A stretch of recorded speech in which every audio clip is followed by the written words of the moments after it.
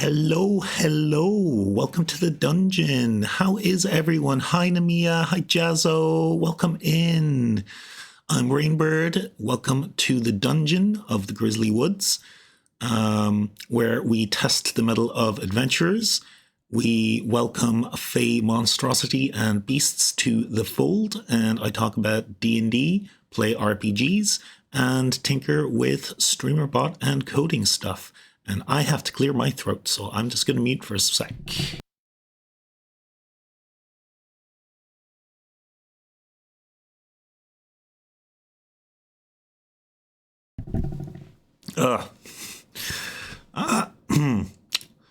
Straining the voice a little bit. I don't usually stream every day, so this is probably the most I've ever streamed this follow-a-thon. But we made it to day 4, and I am still alive, so that's what counts. How's everyone? How's everyone doing today? Ba, ba, ba. I got my my little D&D screen and my D&D table up because today we're going to go over like the basics of D&D. So how to make a character, how to pick a background, how to pick a class. We might actually just make someone a character if they'd like from start to finish. And yeah, we'll figure it out as we go, and we'll talk a little bit about backstories and table etiquette as well as it comes up, and like DM etiquette, little bits like that. Because one of the things I hear a lot is like, there's no wrong way to play D&D. However, there are things you can do that are inappropriate at a table. So, you know, you just have to be aware of stuff like that. Where to start? I really should sort out a sharing. No peeking behind the screen, Namia. This is where I keep the secrets. That's where I roll the dice, and then you have to believe me what they roll. I don't usually fudge dice, but maybe I might. You never know. You can't prove it. Let's get some tunes on first. Some background music from Game Chops. I'm going to put on some Chocobo and Chill again, because I'm a big fan of that. We've used that a few times. It's also a nice long track. There we go. Cozy. Hi, everyone, cozy. I'm probably gonna I'll be actively listening, but I'm also playing ACNH Akin at the time, so I won't chat too much. That's no worries. Also have a beast asking for pets. Oh, Animal Crossing. Okay, I get it. I know acronyms. I am hip and with it. Give that beast lots of pets, Jazzo. If you want to share pet pics in the Discord as well, we are very pro that. We love to see the fluffies. Give me 1 sec, and what I'll do is set up my game space to share my desktop. That should be fine. And we go back to here. Hi. And I think we'll open Photoshop and we'll get up a table as well, so I can do lists and I can do little doodles. That'll help explain things, I think. I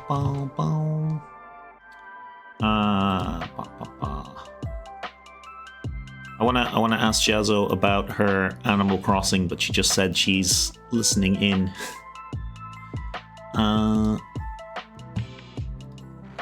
Hi, this'll do for that. I mean, sure, I could have set up lots of things beforehand and been ready, but what kind of streamer would I be if I did that? And we will get a...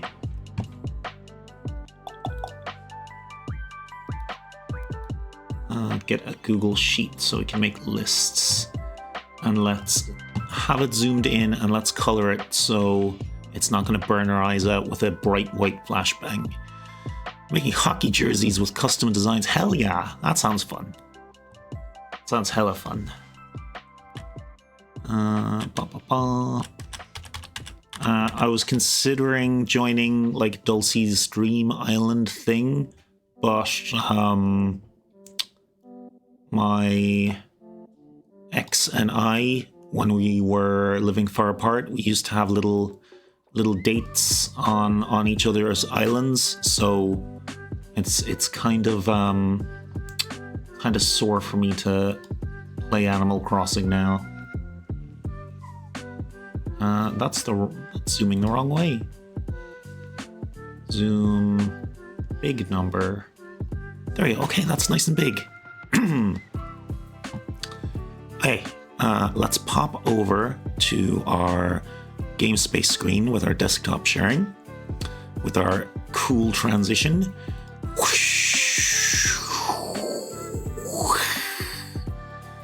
And with that light green this time, and I can put Rainbird in the corner. Namia with the hydrate, thank you very much. Try to keep my voice functioning.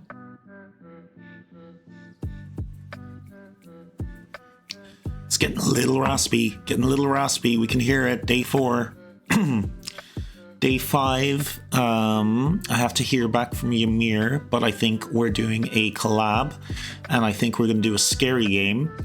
I don't really like scary games, so I'm definitely going to destroy my voice with my whimpering and screaming.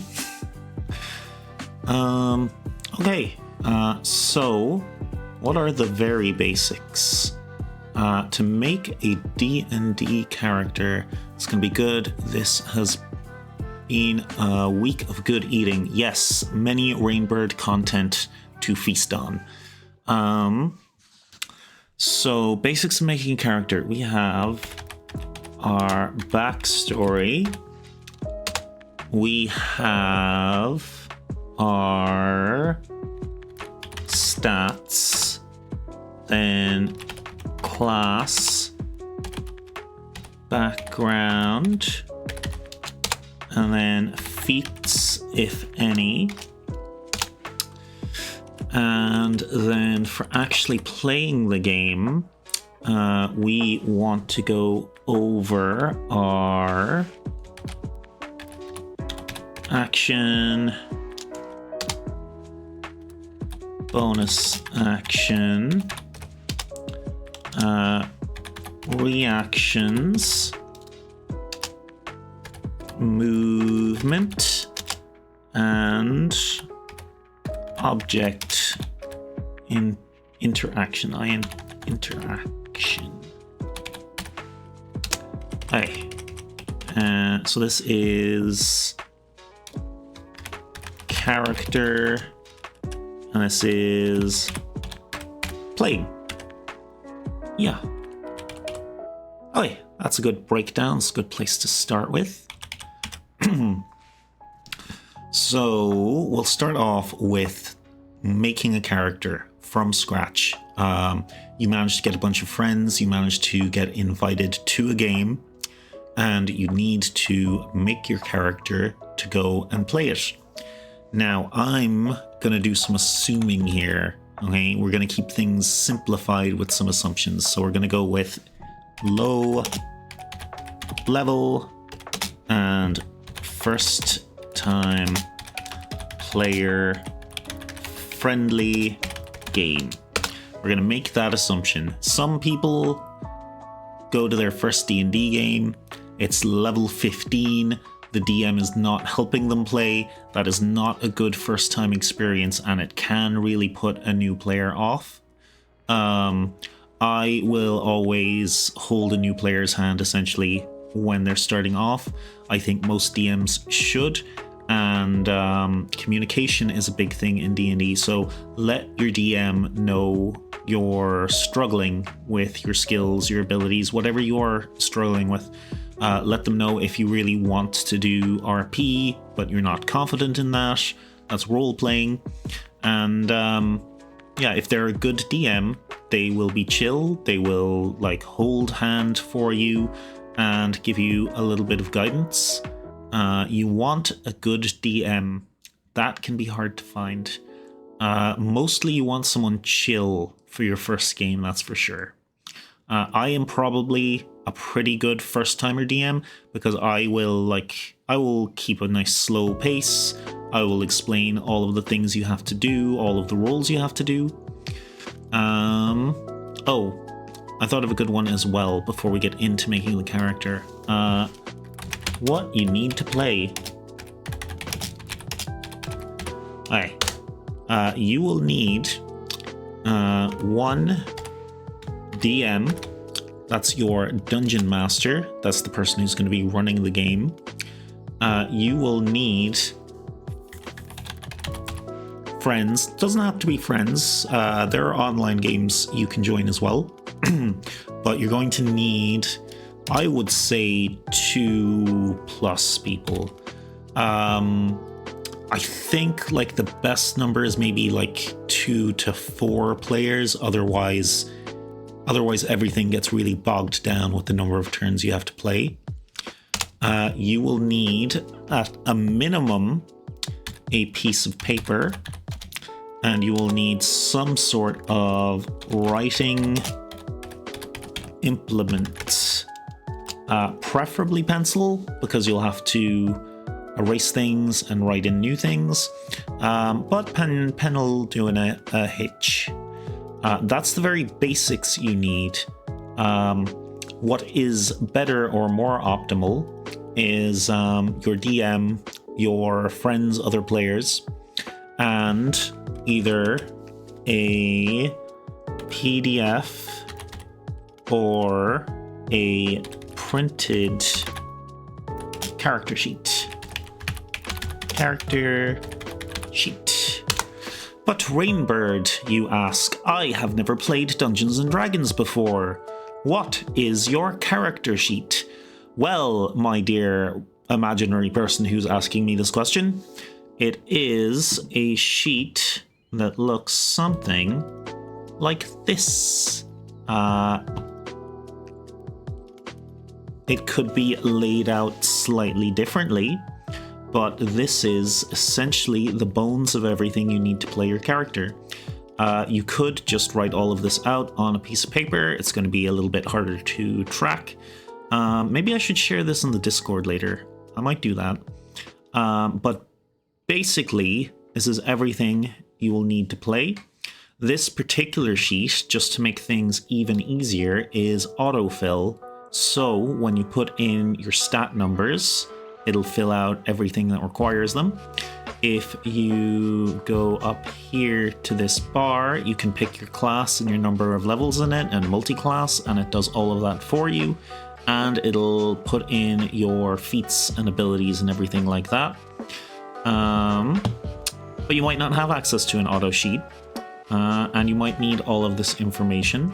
So the resource I would most recommend to you is this dnd5e.wikidosh.com. Super handy site. It has all the information you need to make your character. It has your races, it has your classes, it has your feats if you need them, and it has all of the spell books of the different classes, and it's broken down into the different schools that you might need if you pick specific classes. Okay, so the first thing we'll look at before we get into any of these things is stats. Rolling stats or static array. Static array might sound kind of scary, but that just means that instead of rolling numbers for your character's stats, you just get them. It's just here they are. Let me just get static array D&D. And the Google AI is going to give us the number straight away. There we go. Standard array. So if you take standard array, let's... where's my document? There. If you take standard array, you get these numbers. Paste values only. You get a 15, 14, 13, 12, 10, 8. I really like standard array because it means... Standard array? It means that you can give your players a bunch of set numbers, and when they start playing, they're all going to have basically a balanced set of stats. No one is going to be particularly weak, or no one's going to be super strong or OP. I mean, they could be OP if they min-max. Min-maxing is like when you know all of the stats and abilities and you've set up your character in a particular way that they just do like monstrous damage by chaining abilities together. But that's a little ahead of what we're doing now. The other option, besides standard array, which again is my preference, is rolling dice for your stats. So there's a couple of ways to do this. Your DM will probably tell you which to use. So one is 3 by, where's multiply? By 1d6. And then roll... there's 6 stats, so you roll it 7 times, and you take the 6 highest. That's it. Okay, that looks more complicated than it is. It is rolling 3 6-sided dice. So that is a minimum of 3 and a maximum of 18. Which is usually like the highest or most you'd get in a stat. It's super statistically unlikely for you to get a 3 as well. The average will be like 9 or 10, which is 0. We'll talk about the stat squish in a little bit as well. The other method is you roll 4 d6s. And out of those 4, you will take the highest 3 rolls. Wow, that's very much not how you spell highest. Highgest.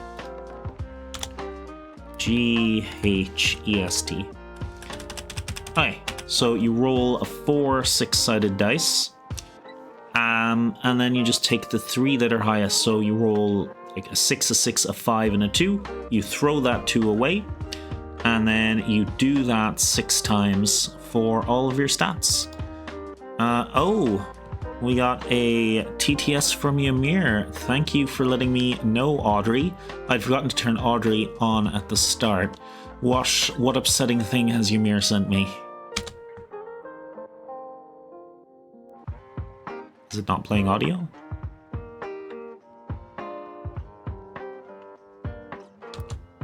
Emer_ here says, and on the 3rd day they rose again, as foretold in the prophecy. Emer rose from Fear's squalid little tomb to shatter the glass skies above Rainburn and protect him from those who would try to get between their hot yaoi sessions. Amen. Oh my gosh. Oh my gosh. Ymir has risen again. Welcome in, Ymir. Hope you're feeling better, buddy. Hope you're feeling 90 to 100% better. Yes, I added a half dozen new voices to the TTS. It was the perfect voice for that. I also have Gladys and a couple of other ones. Okay, tonight, Ymir, we are talking some very basics on D&D. I'm like 70% better, but I am well enough to bother you. That is good to hear. Love to be bothered by my little guy. I got my Namiya and my Ymir now. Just gonna take a quick hydrate. You might be able to hear it in my voice, Ymir. The streaming every day for a week is starting to take its toll. I'm a little raspy. So if we sort out that game you were suggesting for tomorrow, there's going to be some raspy screams. Not the owie kind, the fear kind. Stop that. Bold. Okay. Alright, so this is your options, your regular options. I'm sure there's some other crazy methods that some DMs have for getting your stats. Let's move. No, we'll leave those where they are. There's plenty of space. Raspy screams. My poor little innocent ears can't take such lewdness. Ara, ara. God, that was an awful ara, ara. Okay, okay. So you have 6 numbers now for whichever stat method you used, and you will be putting those into your D&D stats. And we have, I'll put them here. Let's see if I can remember the order offhand. There's strength, dexterity, constitution. Then we go into the mental stats. I think it's intelligence, wisdom, and charisma. Charisma?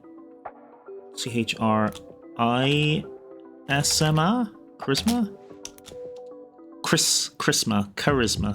Look, that's close enough. I'm dyslexic. I'm doing my best. I'm going to check if those are right, though. Strength, dexterity, constitution, intelligence, wisdom, and charisma. Oh, I nailed it. Okay. And depending on what class you want to play, you will be putting your numbers into your different stats slightly differently. Druids, for example, they want wisdom, as do clerics. Wizards want intelligence. Paladins want charisma.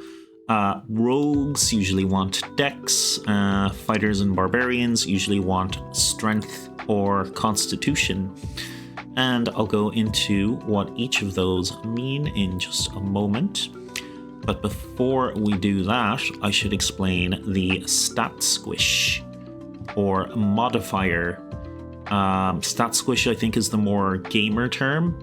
If you've played through a couple of WoW expansions, they've done a lot of stat squishes, which is basically make big number smaller. Okay, so let's see if I can get this right. I could just get a table for it. Hang on. Let's just see if there's a nice easy table that I can copy and paste in. D&D stash to modifier table. Oh, there's a picture of it straight away. There we go. Yeah. Copy. And let's see if we can put that into our little table here. Here. Paste. No. Control V. That's very big. We'll make that a little smaller. Okay. Perfect. So this is the ability score table. I'll make it big enough for everyone in the audience to see. So, you've rolled your stats. The rumors of my death were highly exaggerated. They were indeed. Can't keep a good cultist down. Okay, so this table, ability score and modifiers, what it does is it will turn your stat numbers into a smaller number And that smaller number is usually what you add or subtract from your rolls. So if your character is a super big brain smarty and has a 16 in intelligence, and I as the DM ask you to do an intelligence roll, maybe investigation, is that intelligence? I can't remember offhand. I'm just picking an example, but if I asked you to do an investigation and if that's intelligence based, then you roll your 20-sided dice, your d20, and then you add 3 to that. If your intelligence is an 8 or 9, which I find most of my characters use intelligence as a dump stat, you will roll your d20 and you will -1. So if you roll a 15 on your d20 and you have an 8 or 9 in intelligence, then you will -1 from that. But Rainbird, I hear you ask, isn't it really inconvenient to need to go back and forth to this table every time you want to figure out what number you add and take away from your dice?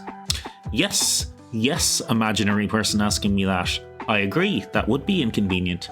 But that is why we have our stat sheet, our character sheet.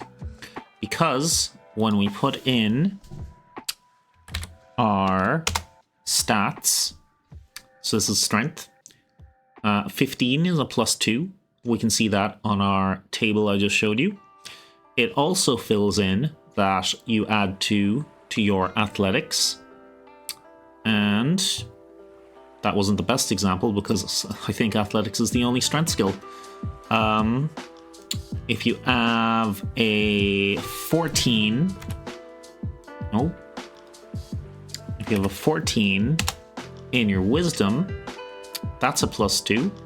You'll add 2 to all of your wisdom skills.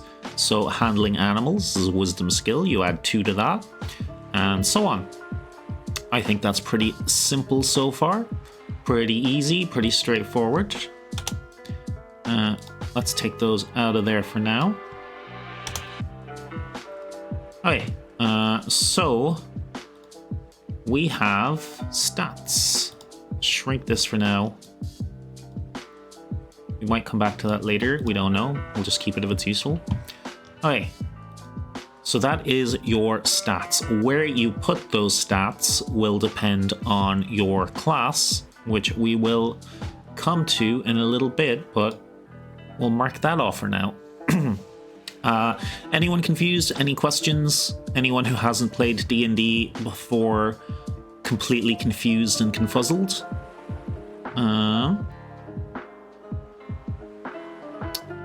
Yeah, tell them where to put their stats. Thanks, Ymir.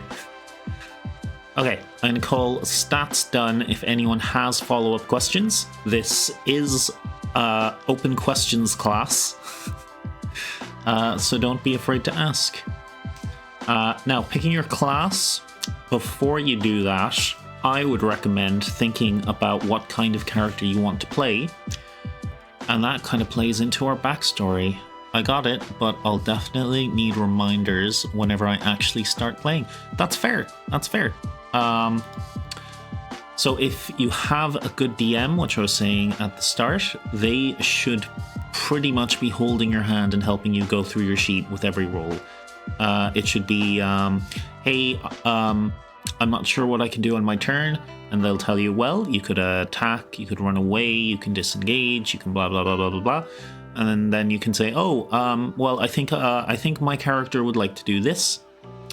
And then they'll be like, okay, so if you want to do that, you'll be rolling this dice, and then you want to add this stat to it, and they can point it on the sheet. And yeah, then you just do it, and they'll tell you if you failed or succeeded. Teacher, I saw Nemia copying Chaz's homework. Oh, that's okay. Cheating is encouraged in this class. Yeah. So, Nemia, you get a gold star, and Ymir, You get a half gold star for tattling.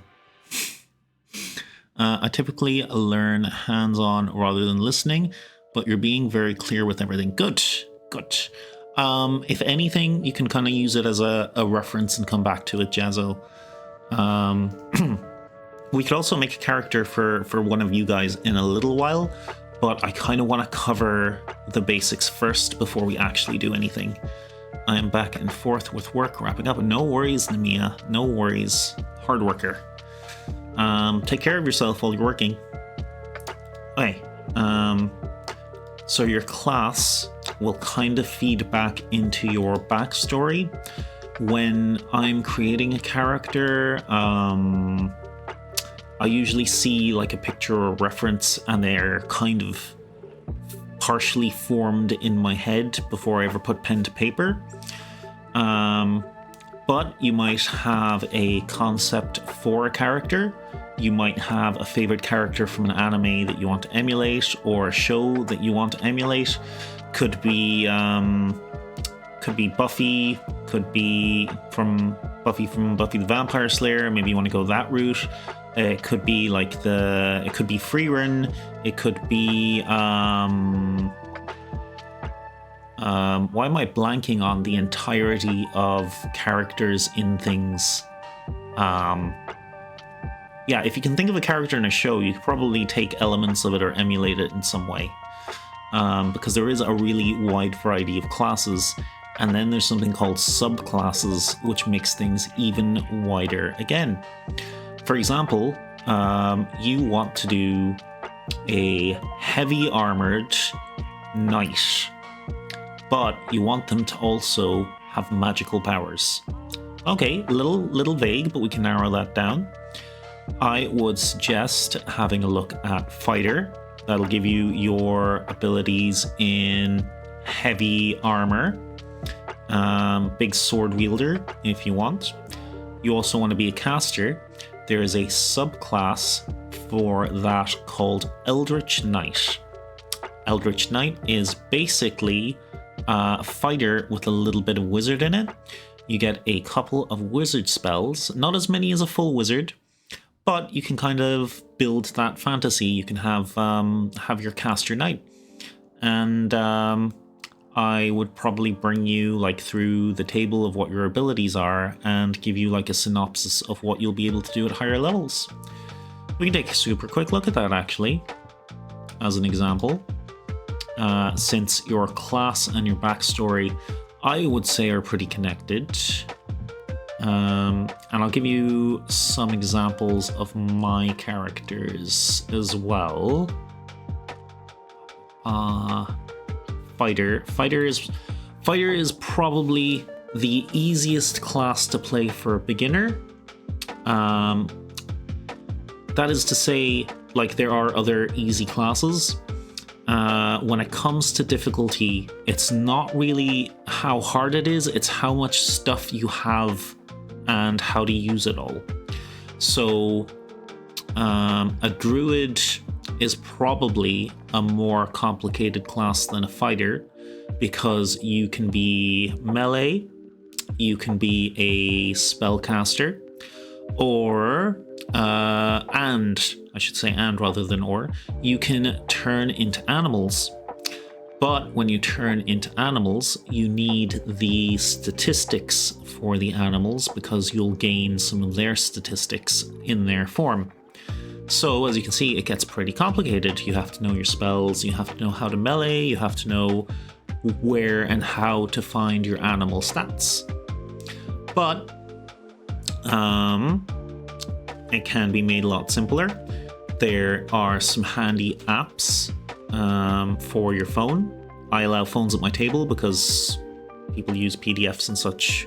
They gotta be able to access everything. So I have an app that has a list of all of the basic beasts that a druid can turn into, and you can just quickly slide up and down. My first 5e character was a druid, so I went in the deep end a little bit. But yeah, it's a pretty comprehensive app with all of the beasts you can turn into and all of their statistics. So you can just scroll and click on what you want to turn into, and it'll give you all the details. There's a lot more to Wild Shape than that, but I don't want to delve too deep into that yet. This is our first class we're going to look at. We won't go into every class, we won't go into every subclass, because I'd be here for several hours, and my voice, I don't think I'll be able to handle that. Okay, so we'll just go with this example for now of a fighter that can cast a little bit of magic, your Eldritch Knight. So at first level, don't highlight everything. At first level, they keep things relatively simple. You get a fighting style, you get second wind, and you get a proficiency bonus of 2. Oh, we'll come back to proficiency in a little while. Just keep that in mind, that it's a thing that exists. So at first level, you get your fighting style and second wind. What do those two do? Skip all of that stuff. Fighting style. You adopt a particular style of fighter as your speciality. Choose one of the following options. You can't take a fighting style option more than once, even if you later get to choose again. Okay, that's pretty straightforward. Fighting style, pick one of the below options, you get that, it doesn't stack later. And then there's a whole bunch to choose from. They're not necessarily complicated, you just have to look through them and see what fits your concept, I suppose. So archery, pretty straightforward, gives you a bonus to doing your attack with ranged weapons. So if you want your knight to be an archer as well, you could pick that one. Blind fighting, it means that even if a character is hidden, you can still defend against it and attack it. Defense, while you're wearing armor, you have extra defense. That's pretty straightforward. I'm not going to go through all of them, but for our little example, we might go with great weapon fighting, because we want a knight who casts spells and has a big sword. When you roll a 1 or 2 on your damage die for an attack you make with a melee weapon, you are wielding with 2 hands. So we have like a great sword, we're swinging it, we swing it, and one of our dice lands on a 1 or a 2 for however many dice we have. A great sword is usually 2d6 dice. So if one of those lands on a 1 or 2, you can re-roll the die and must use the new roll. Okay, so we rolled our damage. We rolled 2 d6s, 2 6-sided dice. 1 landed on a 6 and 1 landed on a 1. We can re-roll that dice that landed on a 1 to get a chance of getting a higher number. Even if the new roll is a 1 or a 2. Okay, so we can only re-roll it once.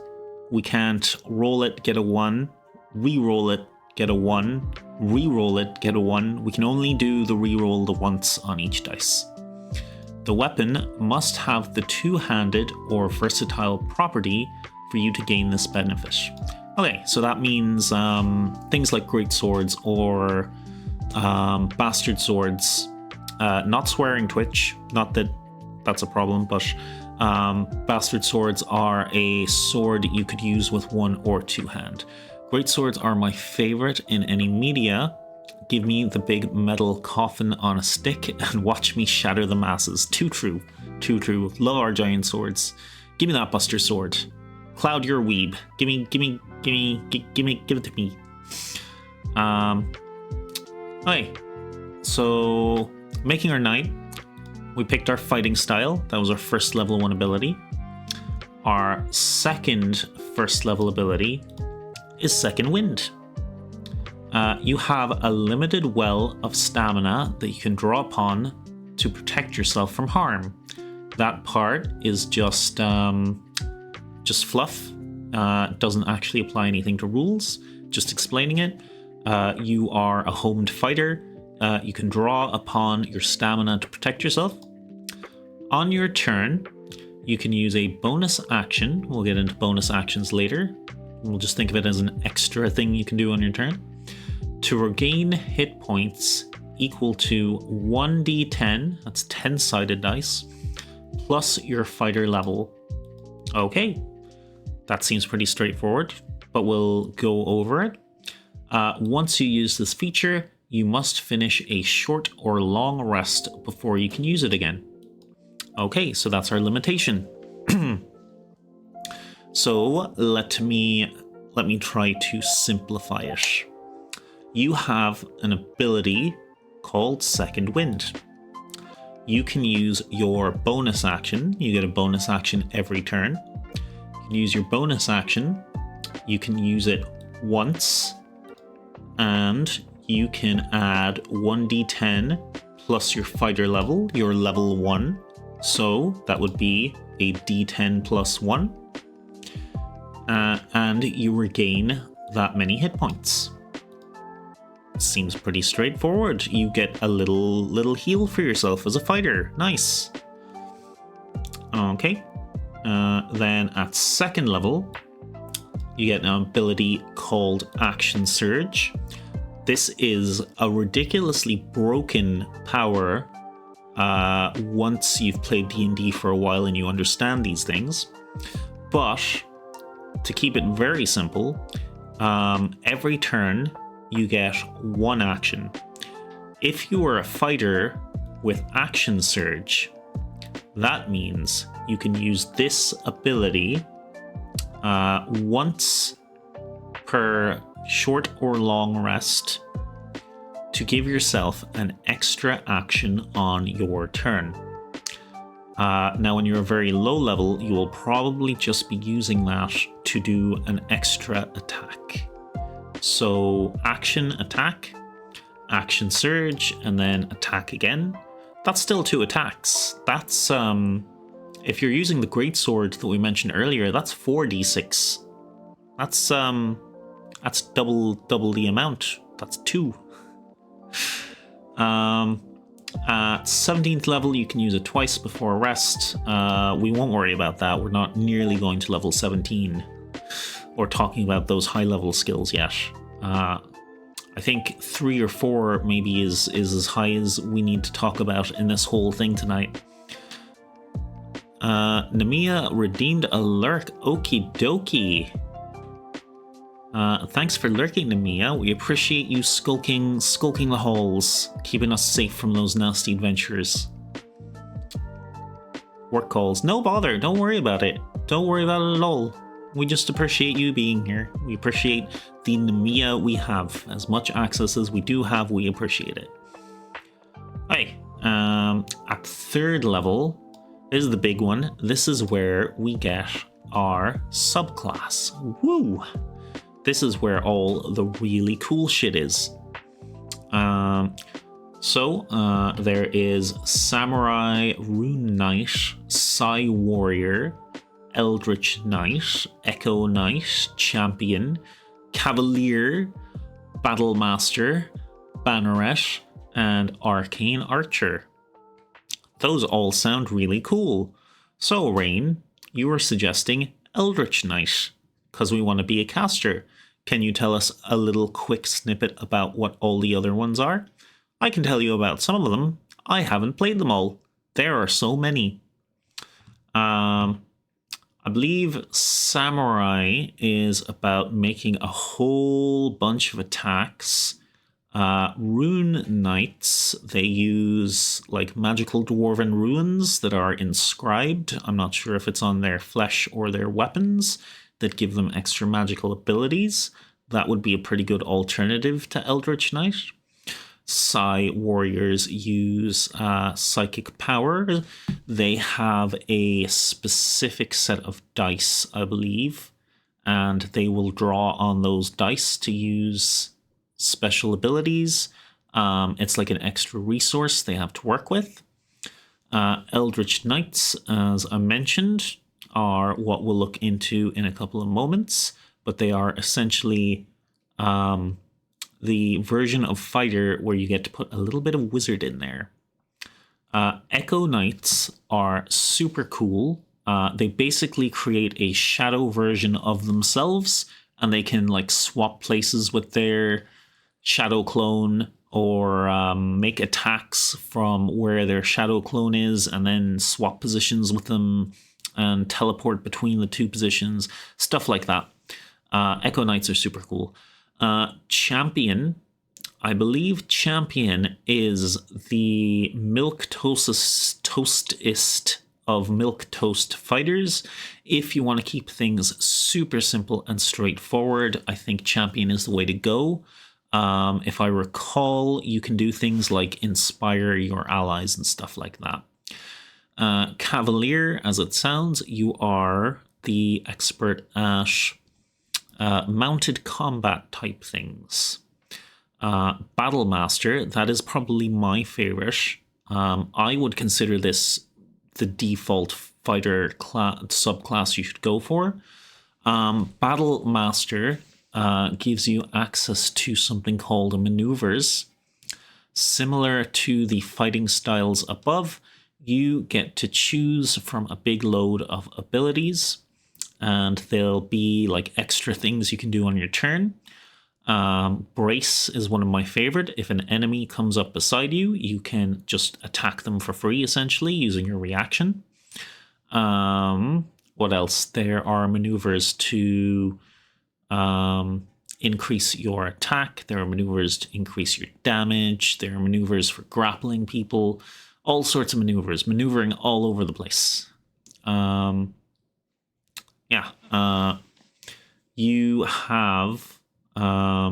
You have a specific resource for that as well that you can spend on those maneuvers. Are they maneuver dice? Something like that. And then your maneuver dice increases as you level up, and you gain more of them, and you gain more maneuvers, so you can do more maneuvers, and some of your maneuvers will let you add your maneuver dice as damage as well. So the bigger your maneuver dice gets, the more damage you're doing. Yeah, that's one of my favorite classes, but we'll be going down a rabbit hole if you let me talk about it anymore. The Banneret, I have no idea. I don't have a clue what this subclass does. I couldn't tell you. I assume you place down a banner. Maybe it's something like a shaman token from World of Warcraft, where you place it down and then it has area of effects. Maybe something like that. That's an absolute guess.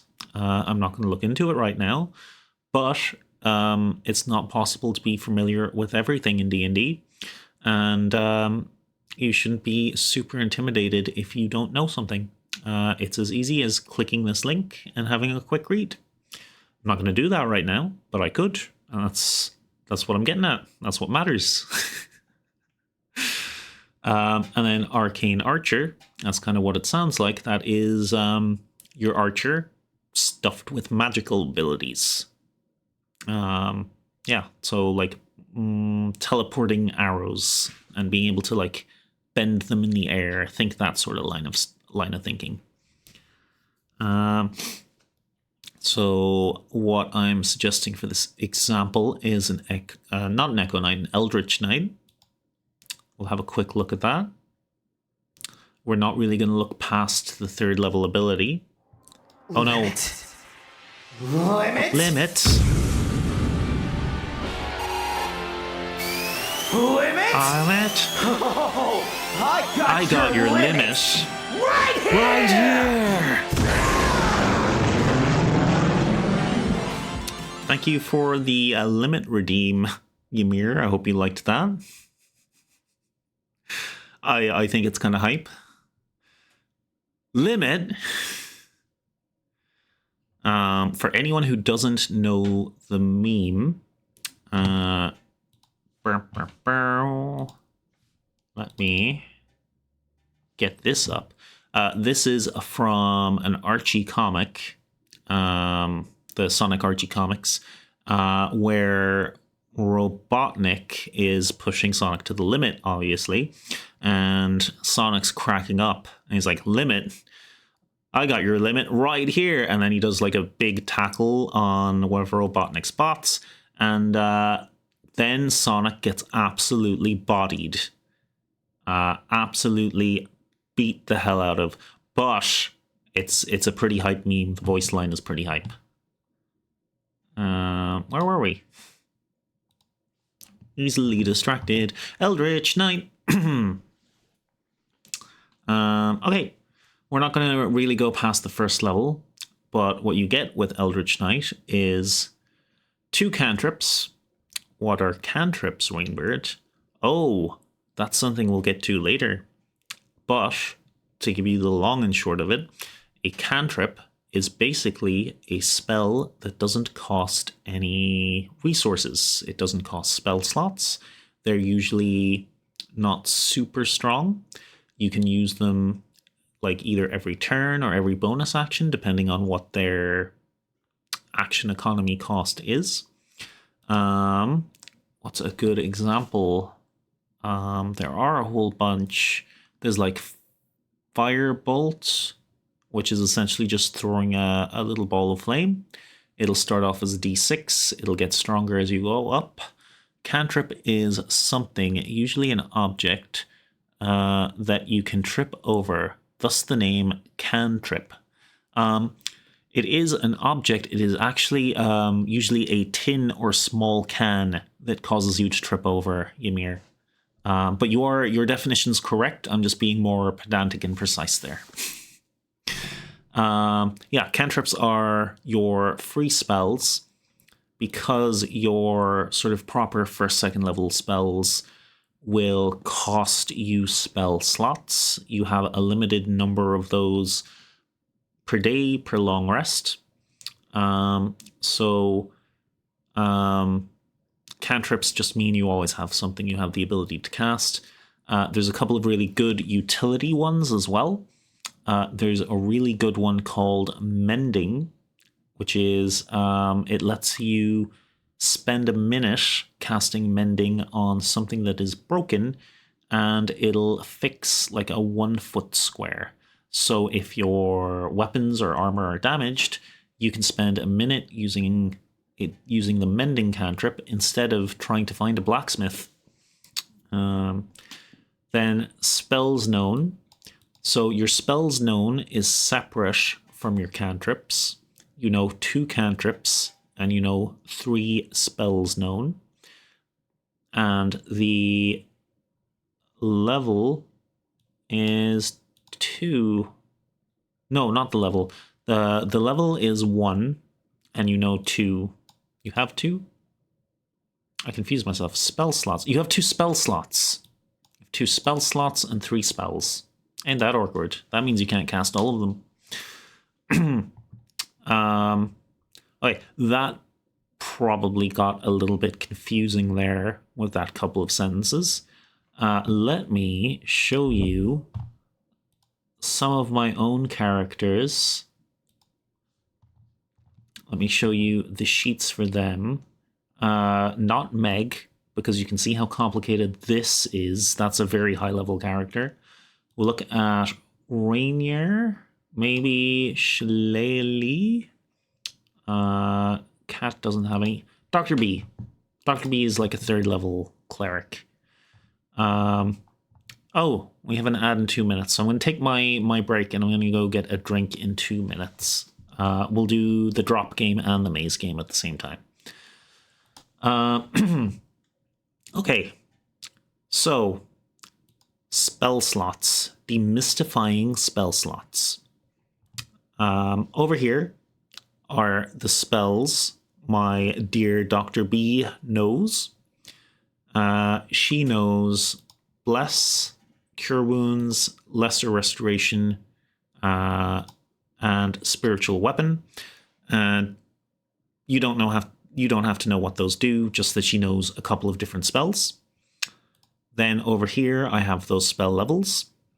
Bless is a first level spell. Cure Wounds is a first level spell. Lesser Restoration and Spiritual Weapon are level 2 spells. Then we have our spell slots, which are over here. Over here. They are orange, so they are a long rest. So every time my character has an 8-hour rest, they will reset their spell slots.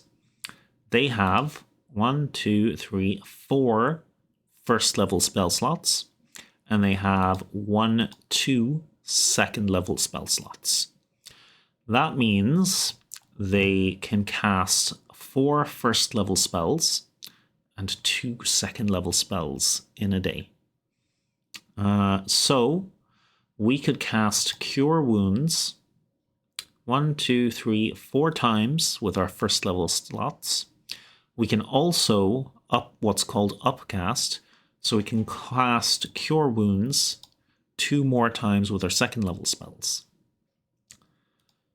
Now the second level spells require second level spell slots, which means we can cast Lesser Restoration 1, 2 times at most. That is essentially how it works. So you have your spells broken down into what you know, and then the resources you have to actually cast those spells. They're 2 separate things. Spells known, spell slots.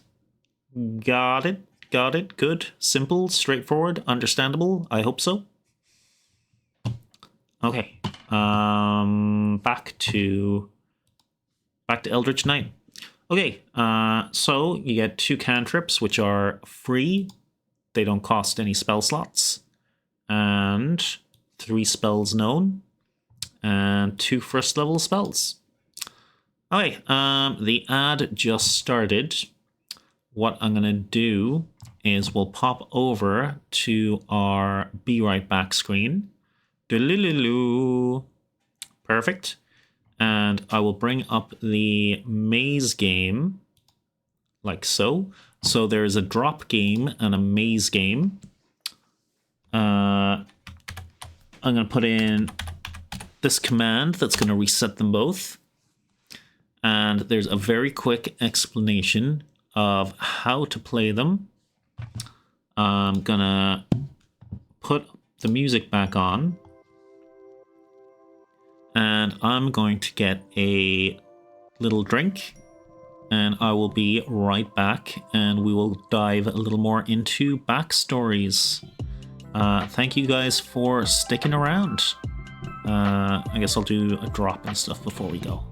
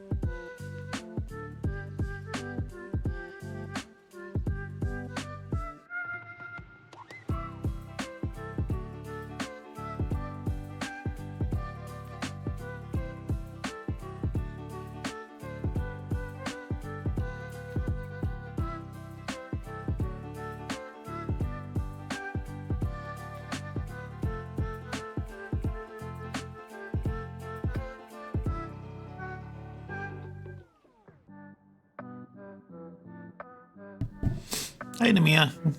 Good timing. I actually just sat back down. Work is wanting to address things after hours today. How rude.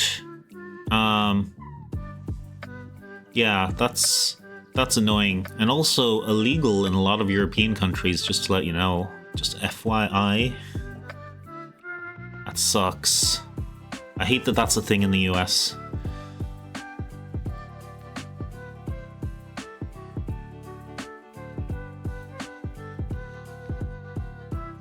I did see a pretty funny meme recently, though, about like a US manager talking to a guy who was Dutch, and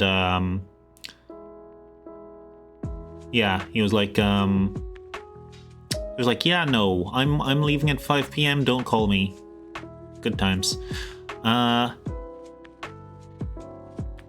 It's not rigged. You just suck. Yeah, Namia, if you don't put the emote, it gives you like a random monster. I think there's like vampires and Frankensteins and skeletons. But I really like that you can use emotes instead. Oh yeah, I've forgotten how to what are the commands? It's end for the maze. I'll just end that so I can restart it the next time. And I think for the drops, I just drop reset next time. That should be fine. Cool. Let's go back to the dungeon. Let's leave the BRB screen. Ba-la-la-la.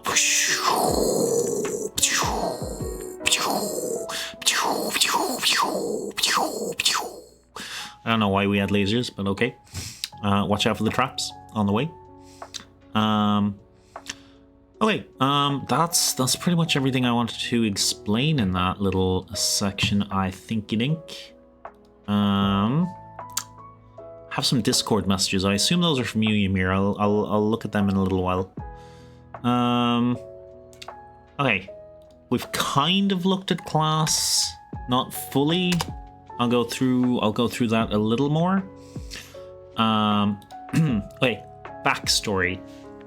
So your class and your background is something you kind of want to keep in mind for your backstory. They're kind of they don't have to be, but they're a little bit interconnected, or you can make them a little bit interconnected. So for example, I have a paladin warlock. Her backstory, obviously she's a paladin, so part of her backstory is that she trained as a paladin. Bards like spend some time playing music, maybe some of them go to bard college. Wizards tend to study magic, so they probably want some sort of background in the arcane or a reason to have studied magic. Sorcerers are innately magic, which means they don't have to do no book learning for their magic, so they're kind of a wild card when it comes to backstories. But there are subclasses, so maybe there was draconic lineage in your background, or your great-grandpa was a genie or something like that. What else? Fighter and ranger fit a whole bunch of archetypes. You know, did you live in the woods? Did you grow up in the woods? Was your father a town guard? Yeah, so your background can inform your class, and your class can inform your background. You can kind of fit it all together in your backstory. Backgrounds in D&D 5e specifically also have some mechanical bonuses as well, so that is also something to keep in mind when you're picking your background. I myself don't really min-max characters so much, but I love being able to do something with all of my different in-game options. So I love to be able to, on my turn, use an action, a bonus action, and a reaction. And that comes from knowing how to build a character, which you'll sort of get the hang of the more you play. Yeah, well, what will we get into? A little more. Okay, something for backstories.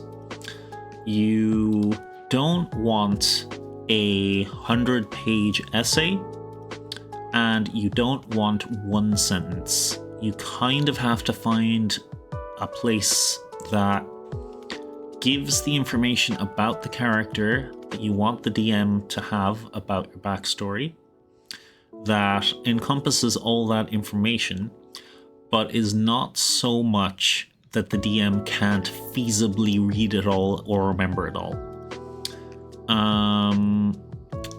Do I have any examples offhand of good backstories I have?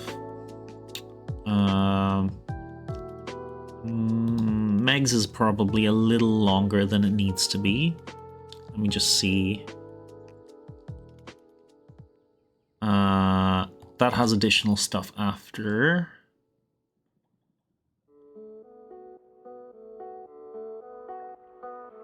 Yeah, this is about 4 pages, which is probably a little bit 3 pages, which is probably a little bit too much.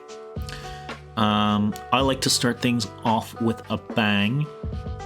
So I do the classic hero is in terrible situation, and then we jump back in time to the start of their story, and then we build up to when that situation is happening.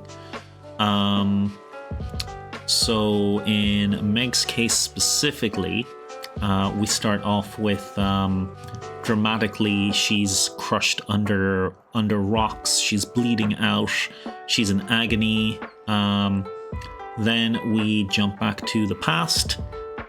She was an orphan along with her twin brother. They were in the orphanage. Wasn't too bad a time. They got adopted by a noble family because they couldn't have their own kids, but having Aasimar children with Aasimirs are part celestial. They're basically humans with a touch of angel. Sometimes they have wings.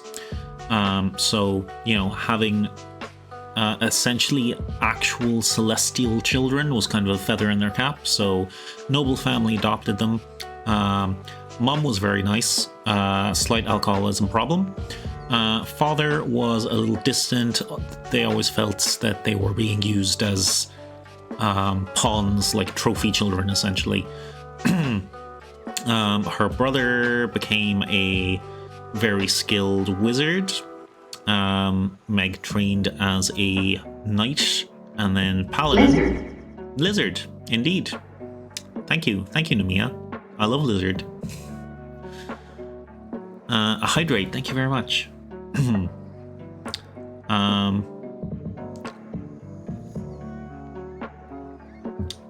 Hi. Yes, they were adopted by noble family. Mother very nice, a little bit of an alcoholic, but that's not like a main story. That's just something for the DM to play with. And they joined the Adventurers Guild. So The brother is now a decent, powerful wizard. She is an okay level paladin. They're both like level 4 or 5-ish at this point. They go to clear out some cultists, and basically the boss of the cultists shows up, absolutely wrecks them, kills the rest of their party, kills Meg's brother on front of him, bashes the ceiling, trapping her under rocks. She is there for several days under the rocks, bleeding, crying, wishing she could die, but not able to because she's a paladin, so she's kind of self-healing a little bit, and begging for her goddess to let it end. Of course, she's on unholy, desacramented ground, so her goddess's power can't reach her. However, another voice approaches her and offers her salvation as such, which I wrote a little dramatically there. And yeah, that is how she got levels in Warlock. So yeah, that's how my paladin became a paladin warlock. Yeah, so that's probably a little bit long for written wise. That's probably a bit long, but what I just told you there, that's like a pretty chunky, decent backstory, I think. Gives the DM a lot to work with as well. In my case, the DM kind of took a lot of things and ran with it. Meg's parents were introduced. They had a little bit of a description in her backstory, so he was able to play with that and expand on them. I never specified who the warlock patron was, so I wanted to give the DM like all the space in the world to play with who their warlock patron was going to be and what they actually wanted, and how that did or didn't conflict with their paladin oath. And yeah, so I would say like a paragraph to 3 pages, not more than that, not a single sentence, and you're doing pretty good for backstory.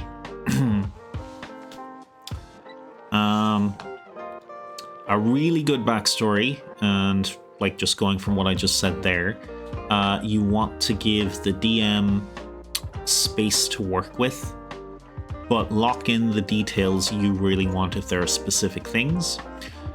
Super big rookie mistake that you see in a lot of the RPG horror stories, like the Reddit r/horror stories for D&D. Don't make your character like a super powerful 300-year-old mage if you're starting at level 1. It just doesn't make sense. Maybe if it's like got amnesia and lost all their memories type thing, that could work, but I think it's a lot simpler just to be someone starting out in your adventure, so that's what I'd recommend but not hold you to for a first-time player for your first game. I'm not gonna have backstory there. That's kind of what I had to say about it. Hey, classes. Let's go back to Wikidot and let me show you the selection of classes. Is there a little quick list? Backgrounds, lineages, or race? I forgot to put down race. That's kind of important. Too many things open. Let's put in race. Okay, so when D&D says race, what they really mean is species, pretty much. And it is, you know, human, elf, dwarf, Kenku, which are one of my favorites, which are bird people. What are other races? Why don't I just have the list open rather than try to think? Races. Hey, yeah. So if you've played Baldur's Gate 3, you kind of already know how to play D&D. All the basics are in there. But if you've seen a lot of fantasy stuff, you already know most of these anyway. The dwarf, elf, gnome, half-elf, half-orc. Halflings are essentially hobbits. Humans. I have a rough idea what a human is. I think I've seen one before. And then there is Dragonborn, which are scalies, and tieflings, which are infernal blooded, essentially. They're basically usually red, usually have horns. Lol, did you call halflings harlots? No. I don't think so. I said hobbits. Hobbits, Jazzo. As in from the Shire in Lord of the Rings, hobbits.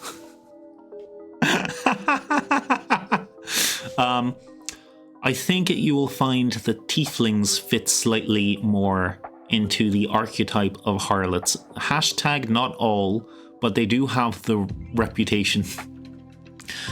I was so confused why you would be calling them that.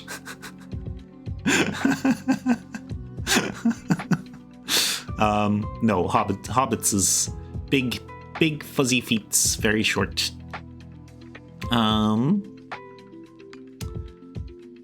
Yeah, Dragonborns, Scalies, Tieflings, kind of devils. I mentioned my Meg is a Azimir, which is over here in the exotic races, which is part angel. Tieflings rolling for charisma on the big dragon. It happens. It happens more often than you'd think. Yeah, tieflings are fun.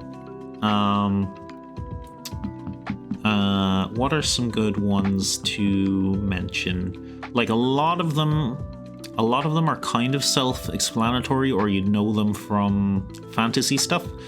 Turtle is a turtle person, like a ninja turtle. Tabaxi are your smaller cat people. So that's for your furries. Owlin are owls. Kenkus are more like crow people. Goliaths they're essentially half giants, but what they actually all seem to be is Kratos from God of War. Genasi, they're really cool. They're like elemental genies. They're from a line of genie families. Furbolg are super cool. They are really tall, blue, fuzzy, nature-loving people. Fairies, kind of self-explanatory. Deep gnomes are gnomes that live in the deep, waiting for Ymir to make some sort of inappropriate joke at that. Changelings can change their appearance to look like other people, as Ymir I mentioned. And Arakoka are the other bird people, but unlike Kenku, they can fly and fly real good. And then there are some monstrous races as well. I won't get into everything, but we'll look at an example.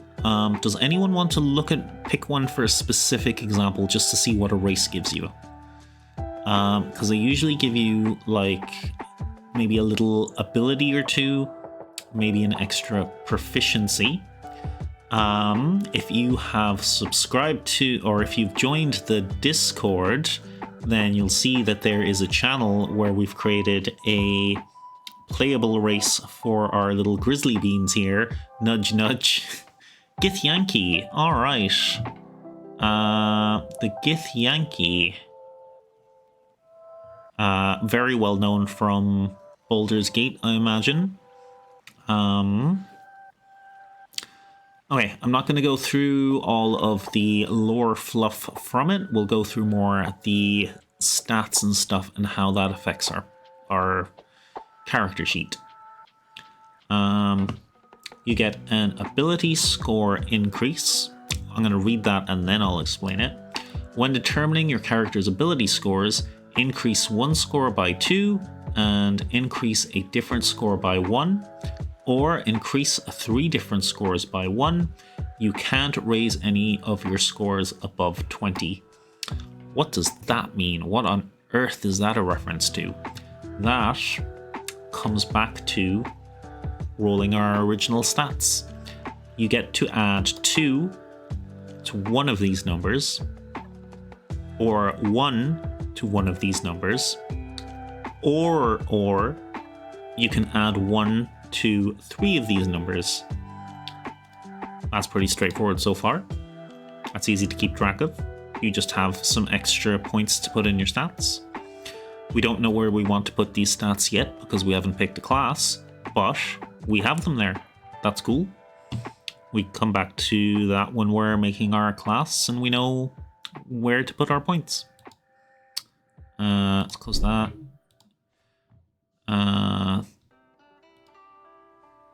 Yeah, we still have some time left in our music track. That's cool. Okay. Creature type. You are a humanoid. That means that there are specific spells that will affect you and specific spells that won't. There are a lot of druid spells that only affect beasts but don't affect humanoids, or essentially people. And then there are spells like Hold Person that don't affect monstrosities or beasts. If you know Magic the Gathering cards at all or something like that, essentially there's humanoid, monstrosity, beast, fae, a whole bunch of others, infernal, celestial.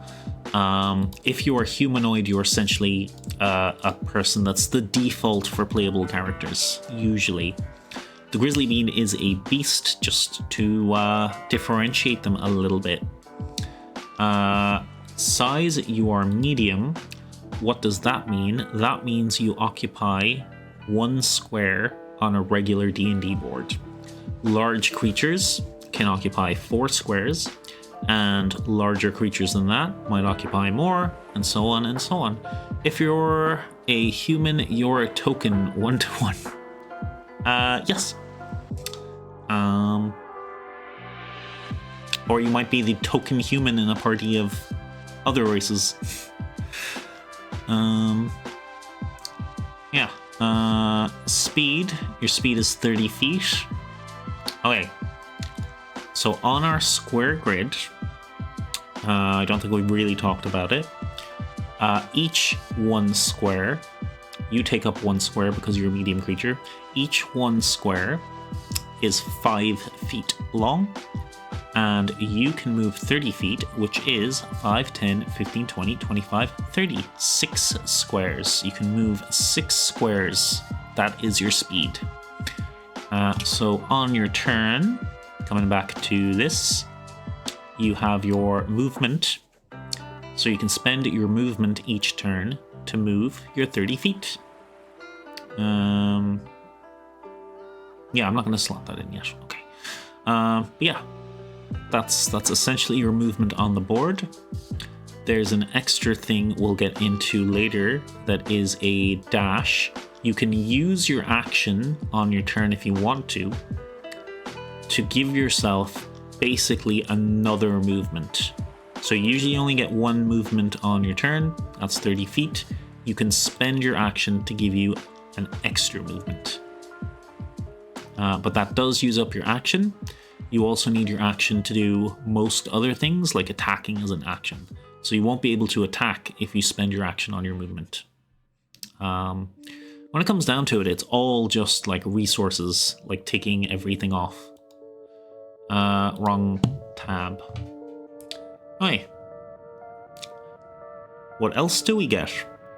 We get Astral Knowledge. I bet this is going to be unnecessarily complicated.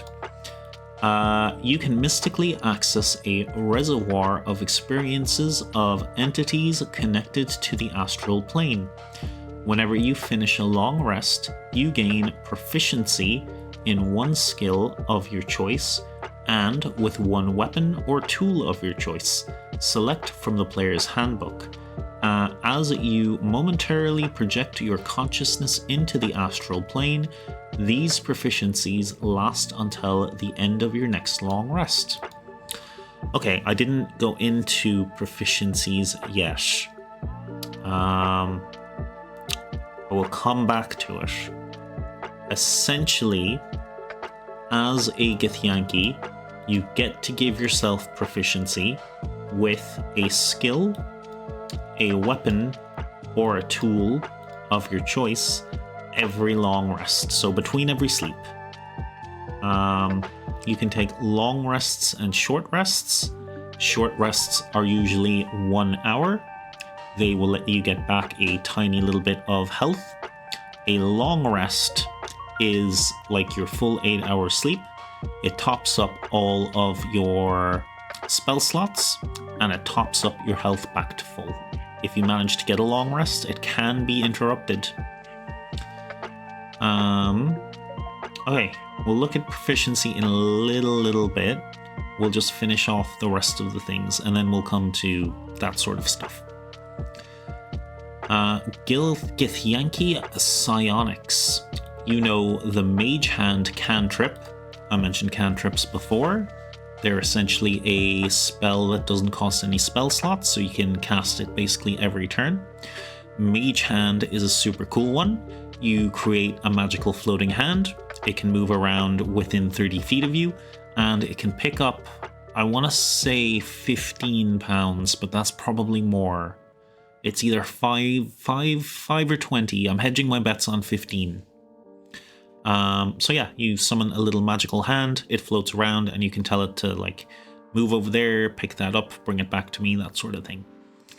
And the hand is invisible when you cast the cantrip with this trait. Very nice. So normally the mage hand would just be a little magical floating hand. For this particular trait, it will be invisible, meaning people can't see it, obviously. Starting at 3rd level, you can cast the jump spell with this trait. Okay, so that'll add that to your repertoire of spells. If you are a caster and you have more spell slots, you can probably use those spell slots to cast jump multiple times, but by default you can usually cast these once without a spell slot if that's a racial ability. Starting at 5th level, you can also cast the Misty Step spell with it. Once you cast Jump or Misty Step with this trait, you can't cast that spell again until you finish a long rest. You can also cast either of those spells using any spell slots you have of the appropriate level. There we go, that's what I was saying, yeah. So if you don't have any spell slots, you can still use those abilities once per day. You can still cast those. If you do have spell slots, they just add that to your list of spells. You get to use them once for free, but you can also use your spell slots resources to cast them multiple times. Intelligence, Wisdom, or Charisma is your spell casting ability for these spells. When you cast them with that trait, choose which one. None of these spells require spell components when you cast them with this trait. Okay. So, different classes usually focus on one stat. I mentioned that ages ago. Paladins use Charisma, Wizards use Intelligence, Druids use Wisdom, Clerics use Wisdom, Warlocks use Charisma. This is essentially just saying whatever your main stat is for your casting, whether it be Intelligence, Wisdom, or Charisma, you can use that for this Githyanki Psionic ability. Psychic Resilience. You have resistance to psychic damage. What's resistance? Resistance means you take half damage from that particular source. So if I have resistance to fire damage, I am hit in the face with a handful of fire, we'll say a sphere of fire. I will take half damage from that sphere of fire. If I'm hit in the face with a brick, I won't take half damage, I'll take full damage because I do not have resistance to bricks, which would be bludgeoning damage.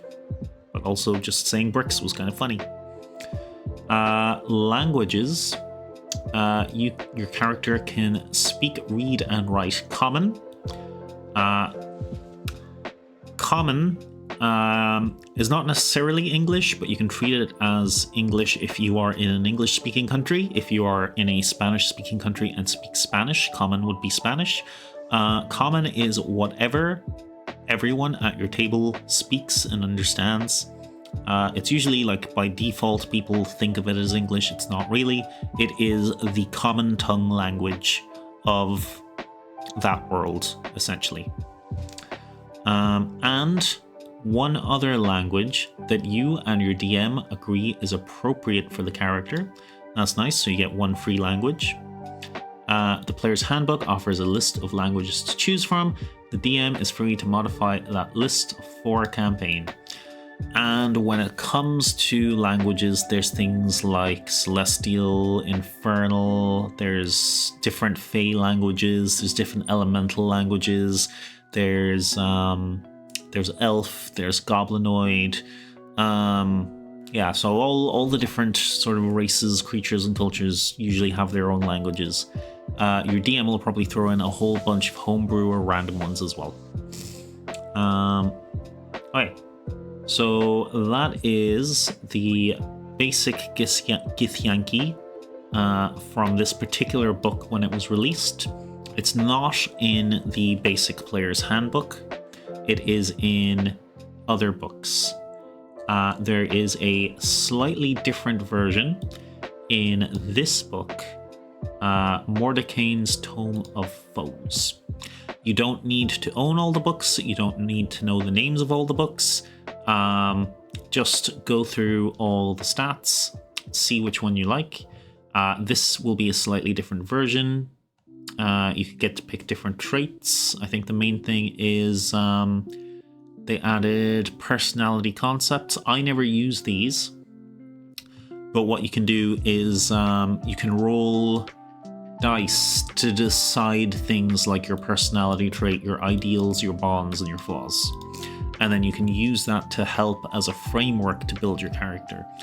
I don't like that. I think it's restrictive, but if you're someone who needs some inspiration or maybe a little more guide rails to making your character, making them unique, you could try these personality tables.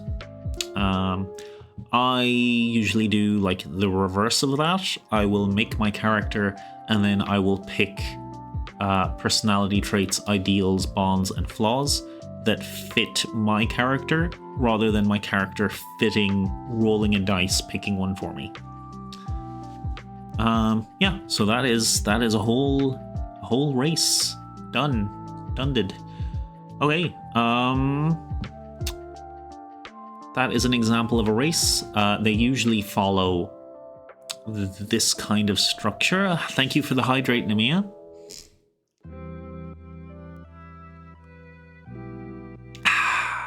Refreshed. Hi. Yeah, they usually follow this kind of structure. You're going to have your ability score, you're going to have your creature type, size, your speed, and then you might have some special traits or abilities for that specific race. There are also some races that have sub-races, which you'll get to pick one of a couple of options. I can use this as a chance to show off our Grizzly Bean. Yeah, so you can see it right here. We have your creature type, your ability score, your size, your speed, languages, and then traits. These are shared traits between all of the races. And then we have our 3 sub-races. Probably going to have to leave before you make a character. Would it be okay if I message you later about making one? Yeah, no problem. You're more than welcome to, Jazzo. Absolutely. I would be super, super happy to do that for you. Yeah. No bother at all. Happy to help. It's one of the things, I was kind of waiting till I built up a little more of an audience, but I was going to have like a redeem and then we'd go through and make characters on screen. So I'd make the character sheet and put that in the Discord afterwards. And where was it? I would make less complicated than that one. I'd make a sheet up like this and send the Redeemer a link. So it would just have tickable boxes for all of their resources and abilities, and then a list of all their spells and things. It just makes it a little bit easier to play, especially online. But yeah, feel free to hit me up for help with a character anytime, or just to chat D&D if you want to. I kind of stuttered there. I said D&D. Because I have vague ideas of what I like, but this is a lot of info to keep in mind, lol. So having a DM help me would be nice. I am super happy to help. Would be no problem at all.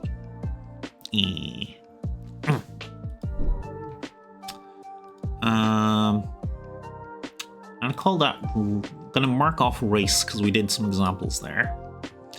So the next thing on the list is class.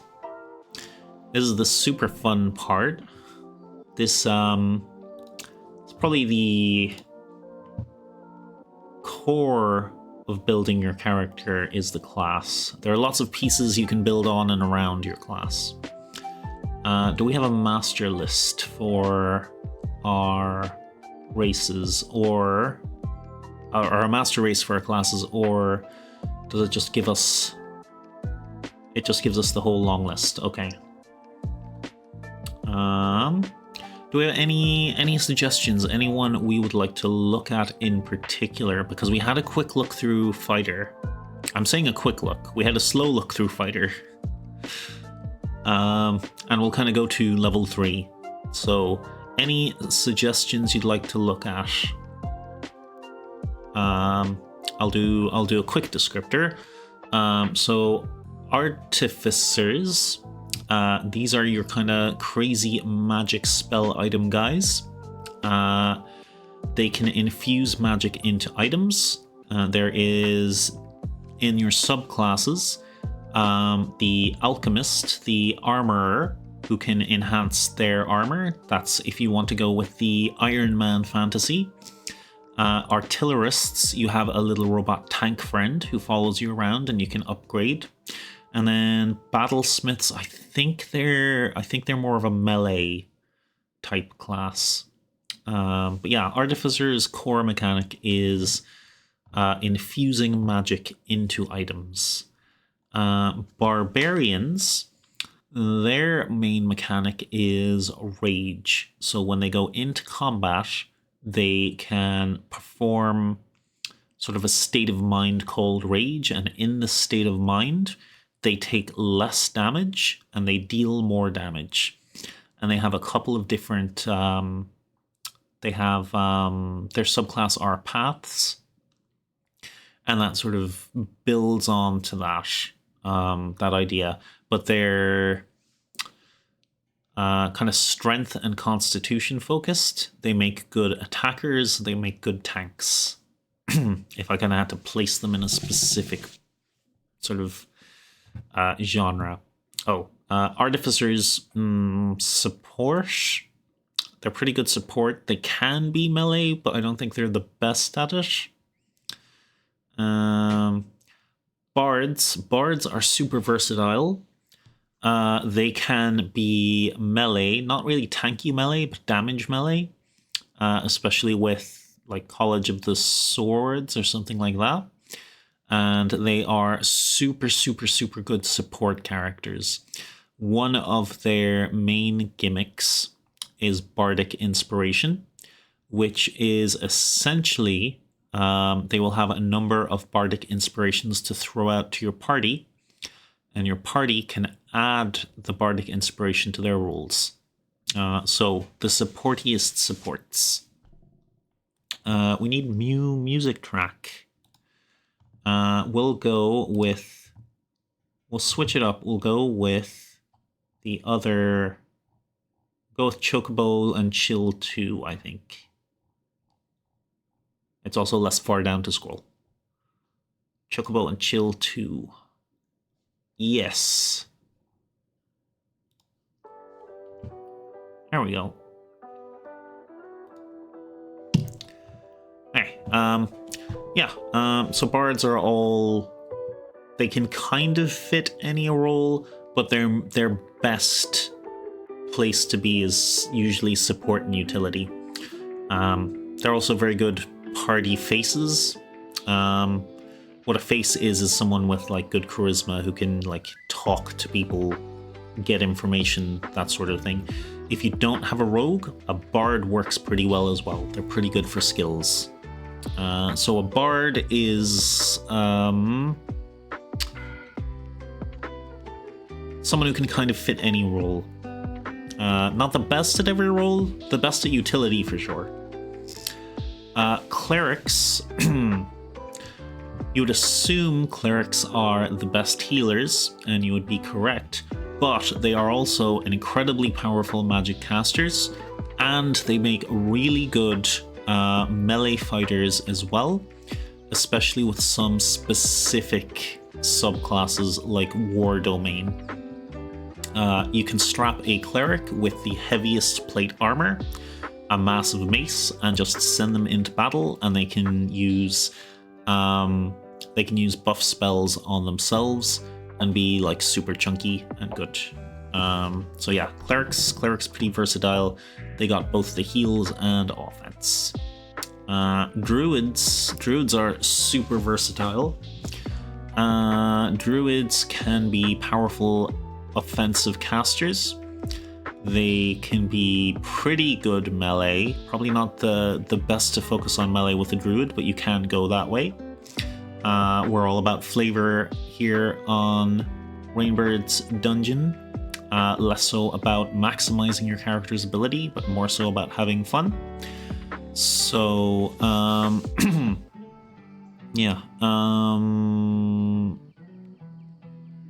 druids, really good casters, okay at melee, and then their big gimmick is being able to a wild shape, which means 2 times per long rest they can turn into an animal.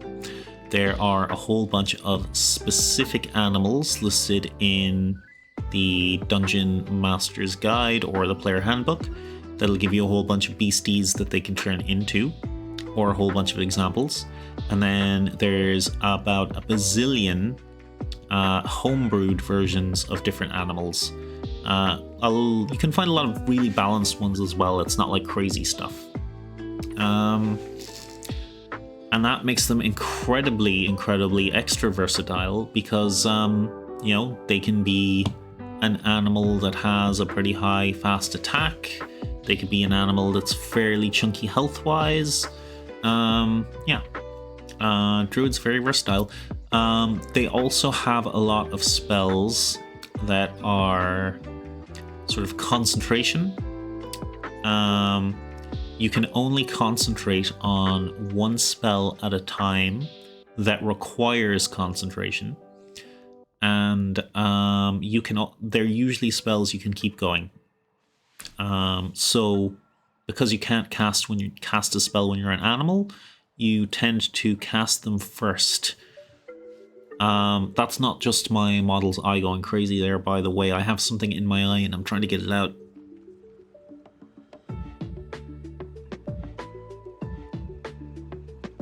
Okay. Blah. Fighters, as I said near the start, they're probably the most straightforward class out of all of them. Give armor, give weapon, point in direction, go. They get more and more attacks per turn as they level up. They also get a second wind, I believe, at a very high level. So yeah, they can just do ridiculous numbers of regular attacks. And we actually went over a lot of the subclasses that I know about. The monk for that airbender style fantasy, if you want to go down that route.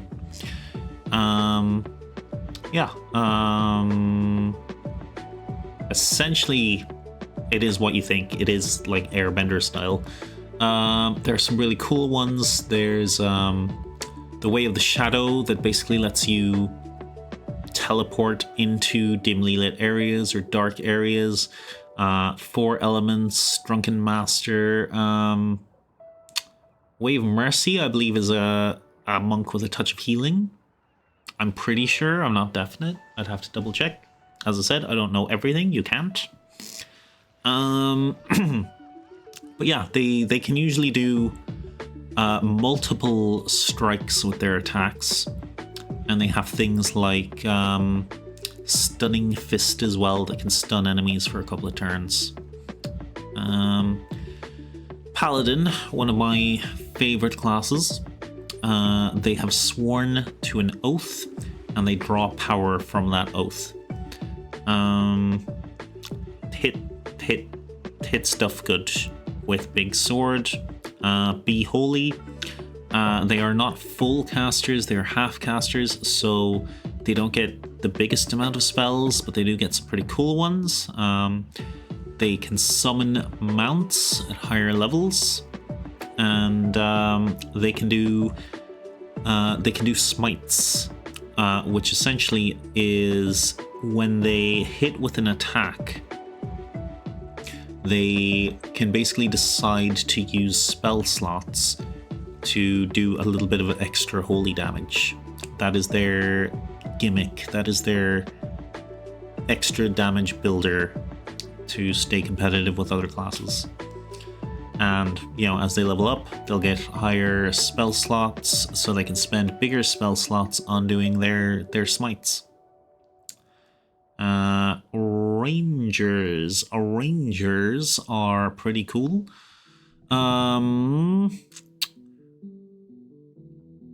What are Rangers' gimmicks?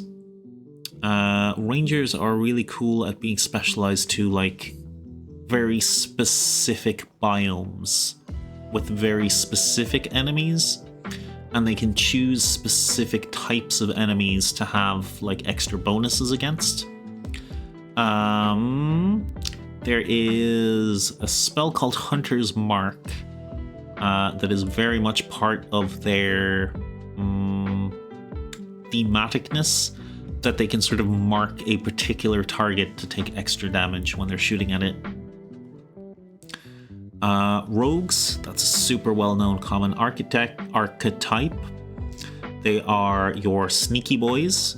They are your skill monkeys, and they are usually your thieves, and they have a whole bunch of such abilities.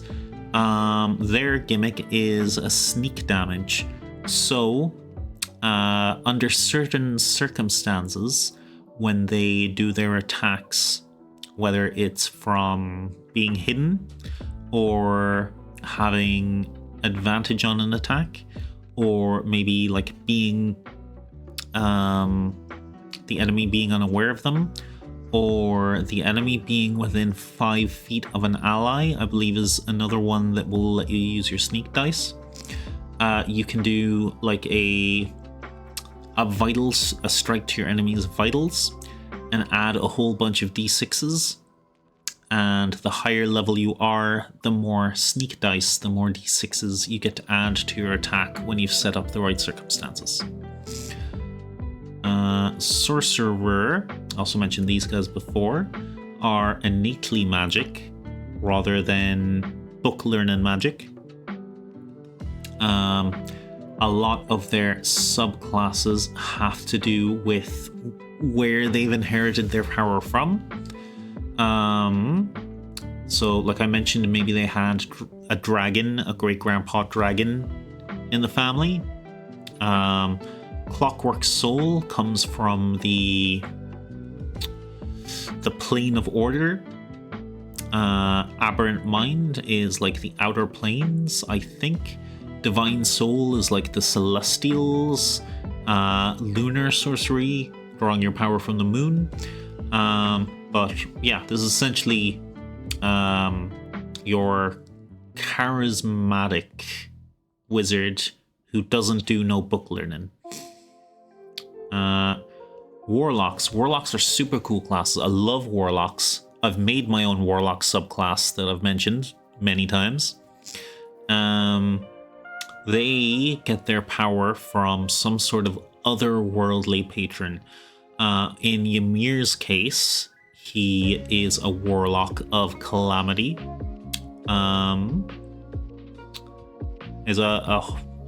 They have a very unique spell system, warlocks do. It's different from all the other casters.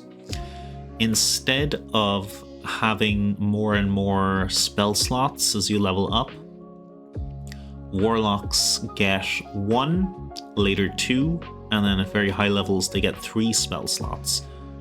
But instead of needing a long rest to get their spell slots back, instead of needing a long rest, they only need a short rest. So essentially they can take an hour break after each combat and get all of their spell slots back. The other difference is, instead of like other classes that get level 1 slots and level 2 slots and later level 3 slots and then later level 4 slots, all 3 or 2 or 1 depending on your level, all of your warlock slots will be the maximum level that you currently have available. So they cap out at 5th level, so you'll have 3 5th level spell slots you get back every short rest. That's not bad. That's not bad, especially if you multi-class with something else to get more spell slots besides that. Thank you for the little evil Ymir emote, Namia. I've never had a look at it zoomed in before. It's super cute. I must ask him who he got to do those. Where are we? Wizards. Wizards, this is our last class on our list. This is your Gandalfs. This is your Merlins. This is your Dumbledores. It's your guy with the big oversized hat with a point and the oversized robes. Yeah, there are a whole bunch of subclasses, and these go into like the specific schools of magic that are set up in D&D. So like transmutation, turning one material into another.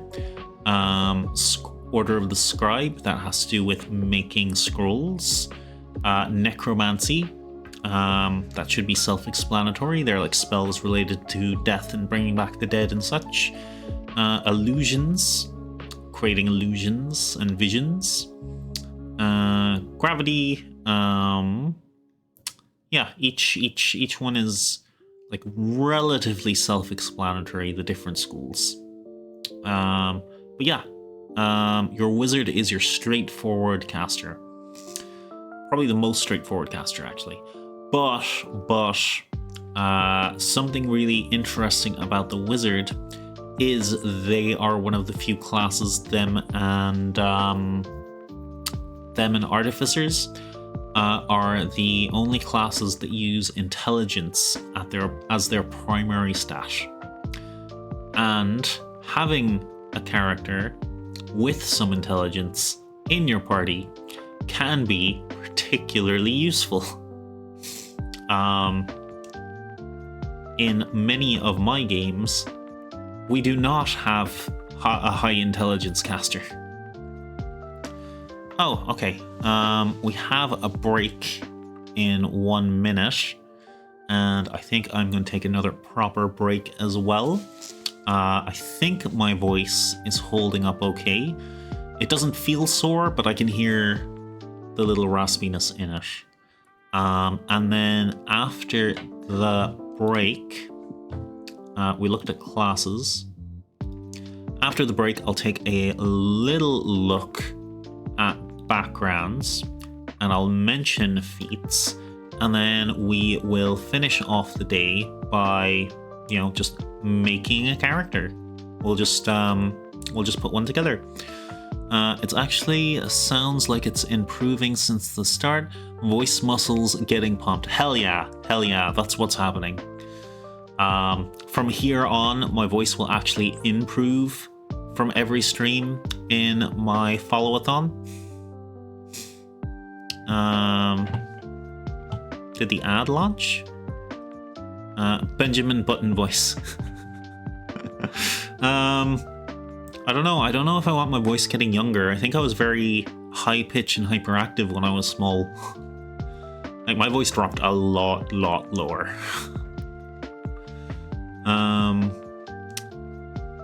Yeah, I think what I'll do, because ads coming up very soon, is we'll go to the Be Right Back now, and I'll relaunch the games for you guys. And I'm just gonna take a minute to just chill, top up my drink, and have a couple of little puffs on my vape, and then I will do the things that I did said we'd do. Okay. Let's pop on over. Yeah, ads just started. Okay. So let's see if we just relaunch the games there. Yeah. Okay. And then we'll !play. And then we'll wander. Excellent. And then we'll do our drops. Hell yeah. Who would drop this time?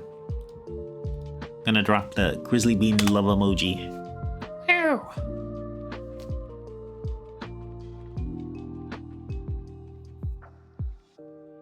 Okay, and you guys chill for a minute. I will be right back.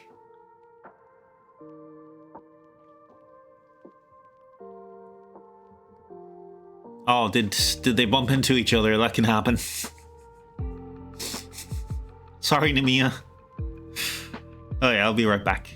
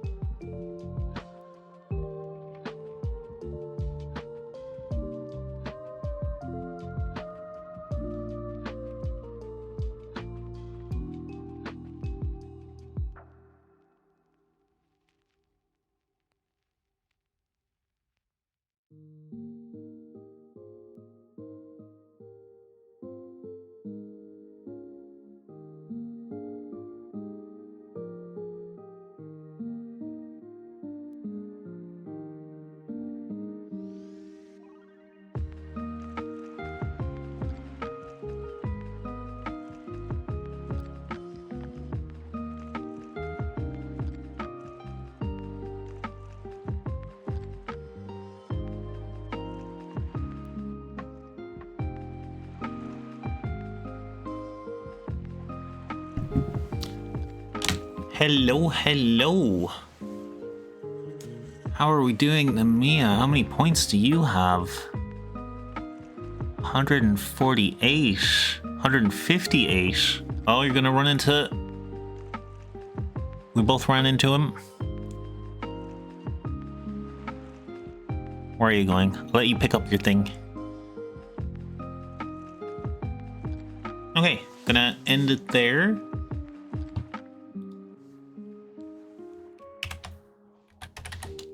Pop. Is that right? Did I put in the right command? Yeah. Oh no! Oh, you ran into Voldemort before the end. Oh, you had a higher score than me, but before. I'll count that as your win, Namiya. I'll count that as your win. Hey, oh, your score was higher than me, but you ran into Voldemort just before I ended the game. Yeah, but I want to give the win to you, because you only lost points because I didn't end it straight away. Take the win! Take the win! Take it! Take the win! Take the victory!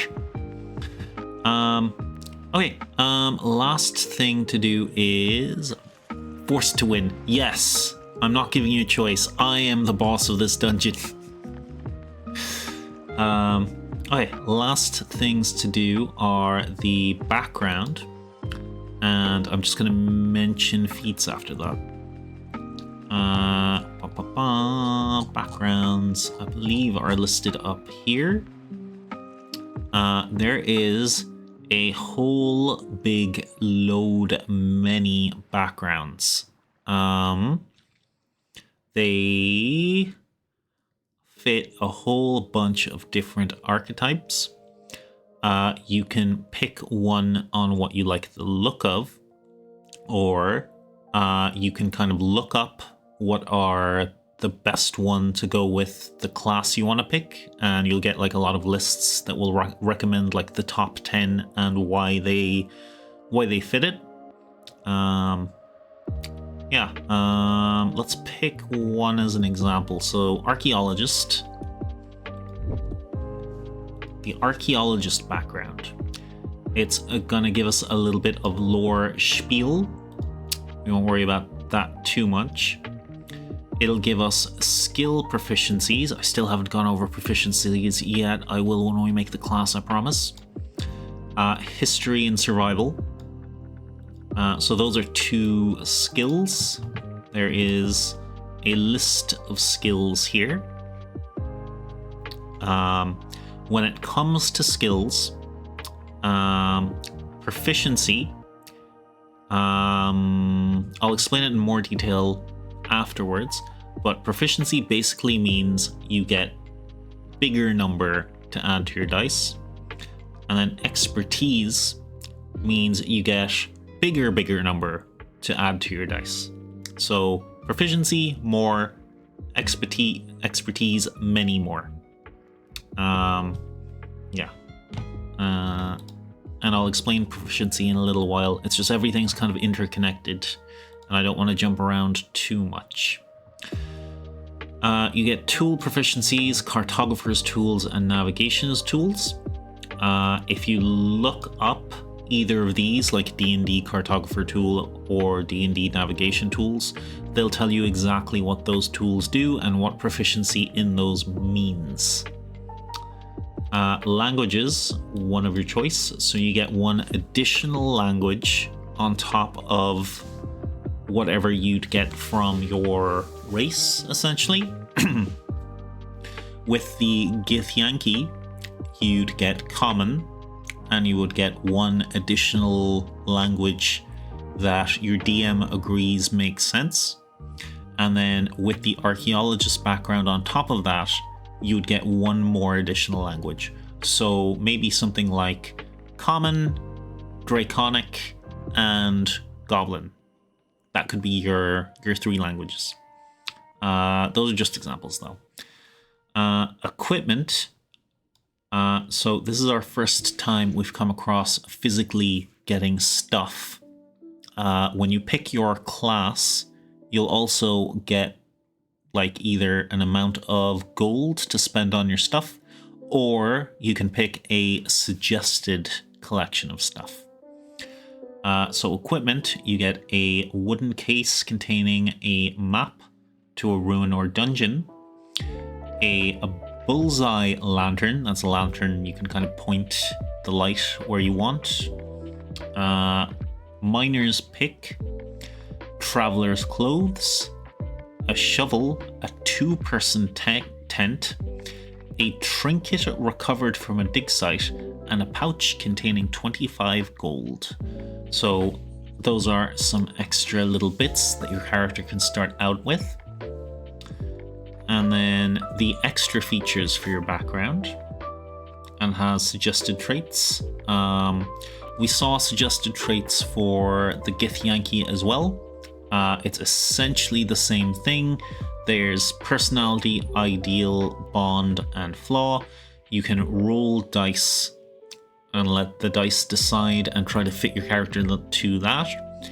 Or, as I mentioned in my case, what I prefer to do is make my character decide those things for myself, and then see if any of these sort of fit the character rather than the other way around. Okay, so what feature do we get? Dust Digger. Prior to becoming an adventurer, you spent most of your young life crawling around in the dust, pilfering relics of questionable value from crypts and ruins. Though you managed to sell a few of your discoveries and earn enough coin to buy proper adventuring gear, you have held onto an item that has great emotional value to you. Roll on the signature item table to see what you have, or choose an item from the table. Again, I'd probably choose something for myself rather than leave it up to a die roll, but if you want to pick it by random chance, that's also an option. And the items available are a 10-foot pole. Those are very good for what you call you run with the pole and then you stick it in the ground and you do a super long jump. A medallion, a crowbar, a shovel, a hat, a sledgehammer, a wooden lantern, and if you really want that Indiana Jones for being an archaeologist thing, a whip. Historical knowledge. When you enter a ruin or dungeon, you can correctly ascertain its original purpose and determine its builders, whether those were dwarves, humans, elves, Yanti, or some other known race. In addition, you can determine the monetary value of art objects more than a century old. That's kind of a neat ability. So in those specific circumstances, you find a ruin or dungeon, you kind of know when it was built, and you can determine the value of art objects more than a century old, more than 100 years. Yeah, and then the rest is just the suggested characteristics again, which I personally stay clear of, but if you're into it, yeah, I'll open one other background just to show you an example, just that it's kind of laid out the same way. So criminal, you have skill proficiencies. Again, skills go up, get better. You have some tool proficiencies, a gaming set or thieves tools. You don't get a language for this one. You have some equipment, a crowbar, dark clothes, a pouch containing some gold. And you have a sort of signature feat ability. Criminal speciality. You know marks, you know organizations, you can contact one of the following of your choice. You can have it in your contacts list. Yeah. So they all have that sort of layout. They have your skills, tools, usually some equipment, usually some gold, and then some sort of unique feature that you can make use of. I have seen people make amazing use of their background skills, and I have seen people absolutely forget they even have a background.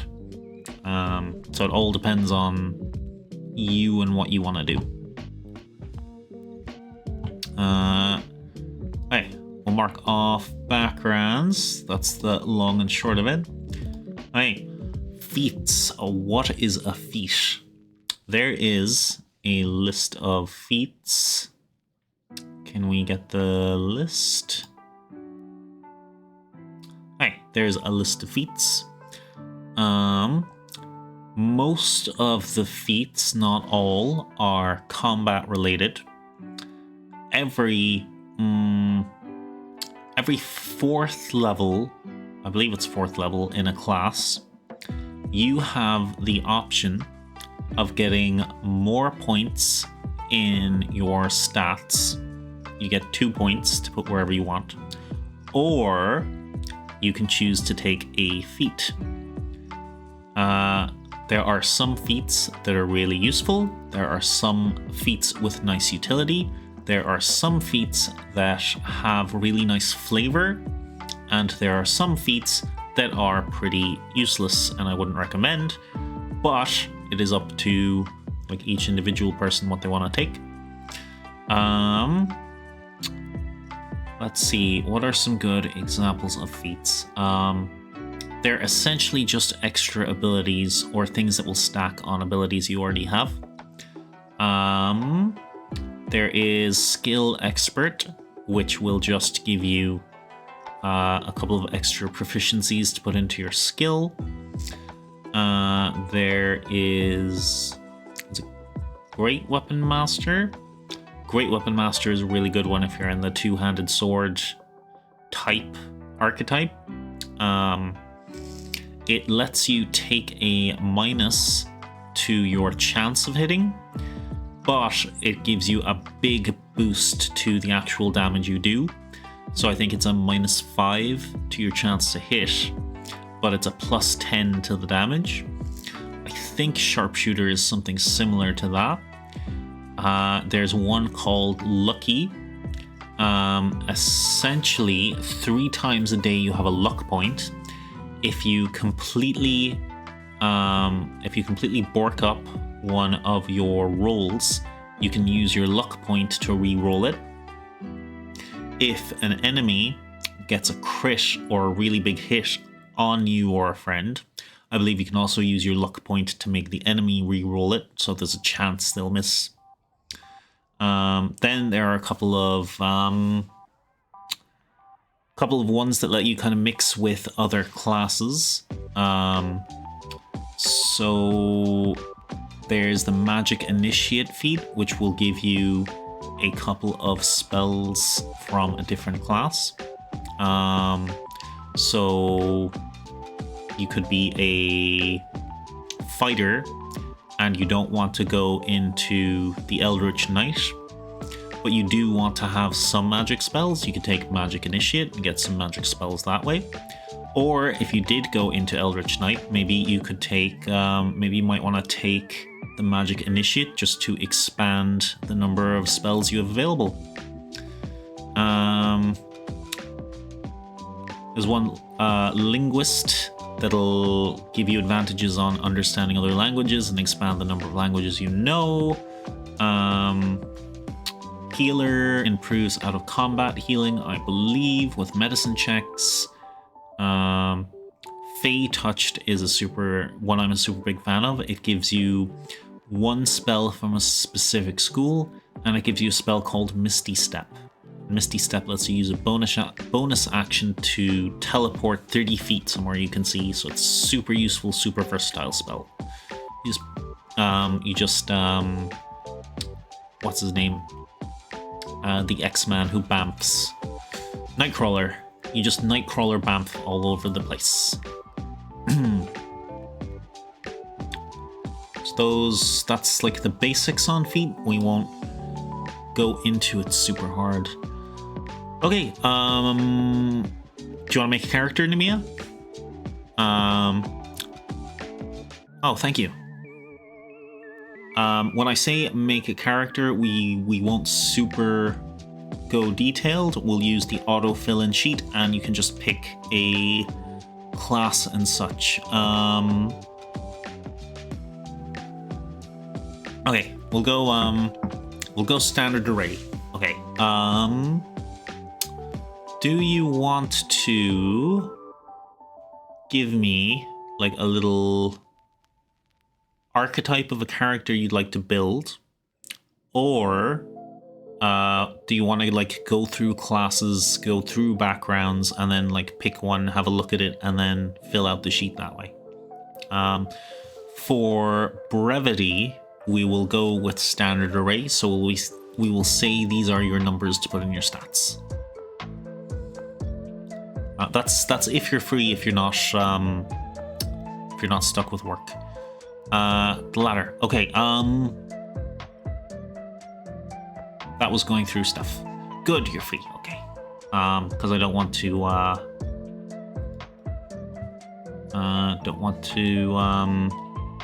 be having you stuck. Okay. Okay. First up, I would say class. Do you have any idea what class you would like to take? Artificer, Barbarian, the Bard. We're skipping Blood Hunter because that's Matt Mercer's homebrew class. The Cleric, the Druid, the Fighter, the Monk Druid. Okay. Let me get this up. So, player Mia Bop. We're gonna go for level 3. 1, 2, 3. Druid. Do druids get a subclass? Druids do get their subclass at level 3. Okay. Let's apply Druid first, and then we'll look at the subclass.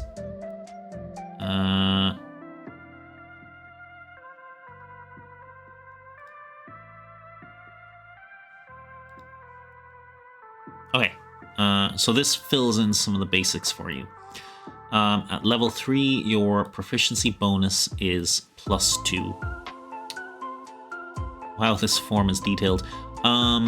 It seems like it, but it is one of the more straightforward, simple ones once you know where all the parts are and what they do. Let's go for race. What race would you like? Do you know the basic D&D races? Anything specific? That should be an easy one to fill in. That'll just be on the drop box here.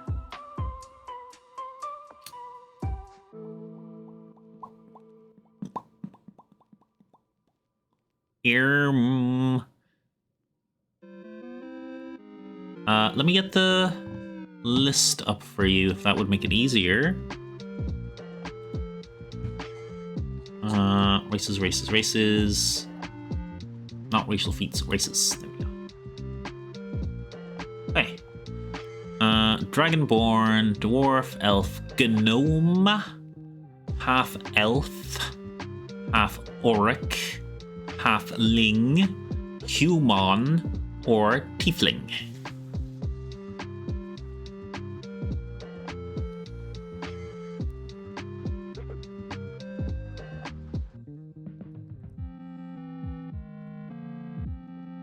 And then we'll go to the Druid subclasses. Yeah.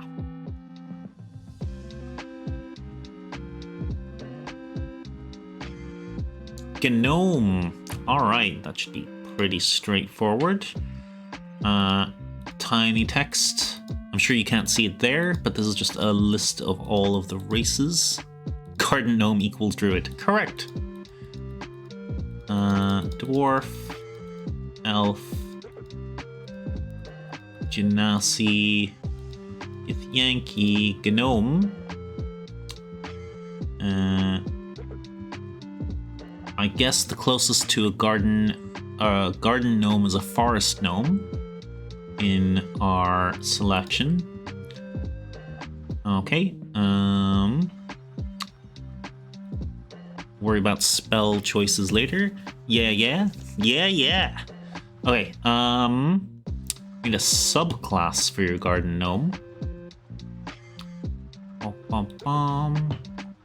So we'll go to classes, druid, and then we'll give you a quick rundown of the options.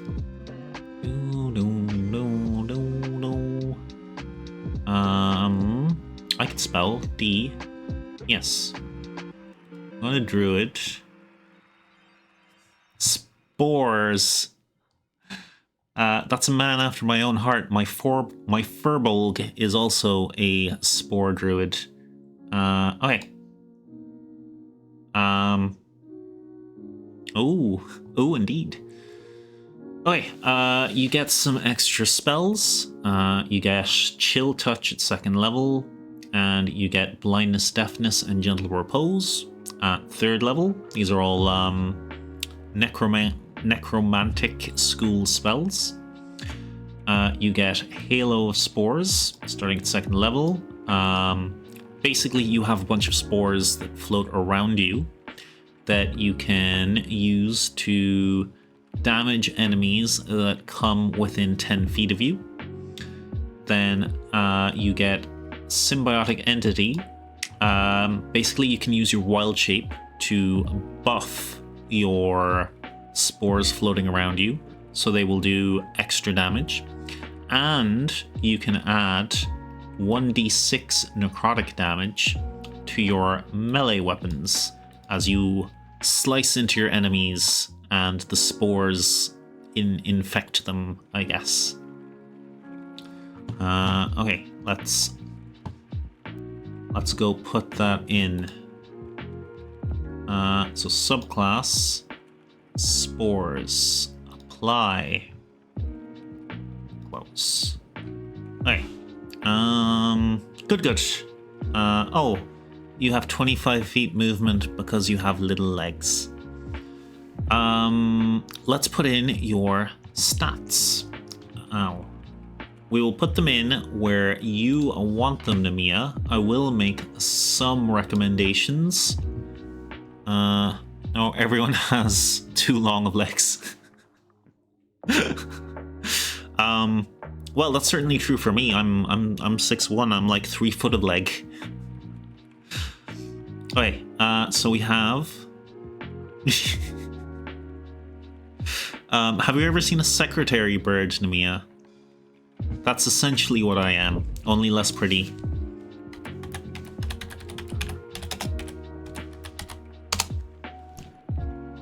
That's me.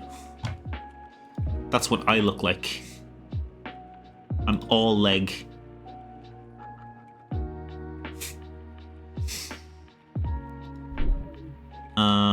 Okay, we'll... Leggy boyo. That is me. I'm a leggy boyo. We will put in your stats now. I would recommend your highest stat in wisdom. I would say a little bit in constitution is a good idea. I'd say dexterity is a really good idea when you're not well-shaped because that increases your armor. I would call strength a dump stat if I was a druid because you can wild shape, and when you wild shape, your strength, dexterity, and constitution, your non-mental stats, will all be that of the animal that you've turned into. So bear, rhinoceros, whatever, that is your strength, dex, and constitution when you're wild shaped. So I tend to put strength as a dump stat and put my lowest number in there. It is up to you. Intelligence and charisma are really whether you want your character to be intelligent or charismatic, and how much so. So if you want to, we'll do it this way. I'll move this over here and we will recolor this to make it look nice. If you want to give me the numbers from here and how you'd like them put in here. So if you do like S8, D10, whatever, W15, like in that order, maybe that'd be an easy way to do it. Strength 8, okay. Remember, that's just my recommendation. You make your character how you want to. It's just a pretty good idea to give your highest points to Wisdom, because that is your spellcasting modifier. Constitution 12, okay. I15. W13, okay. And Charisma 14. Okay. Let me get the sheet up and we'll put those in for you.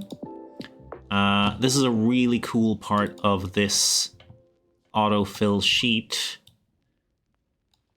that I'm about to show you. So when we put these in, it'll just start filling out pretty much everything else. 12. 15, we have a smart druid here. Not 23, 13. 13. 14. There. Look how that filled out everything else around here. These are all your druid spore abilities. Next up, we need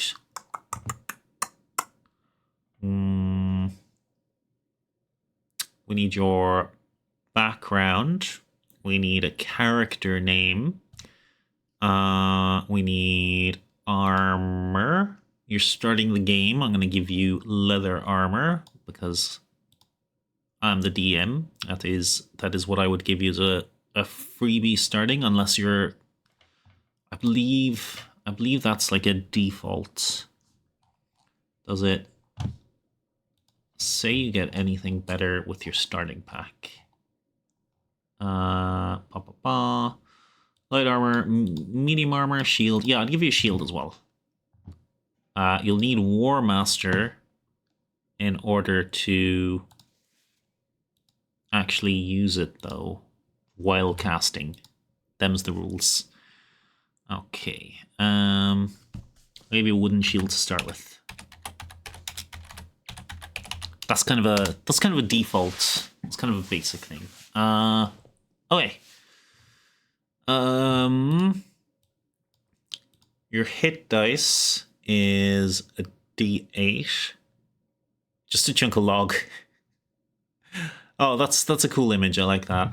Do you have a name that you'd like for the character?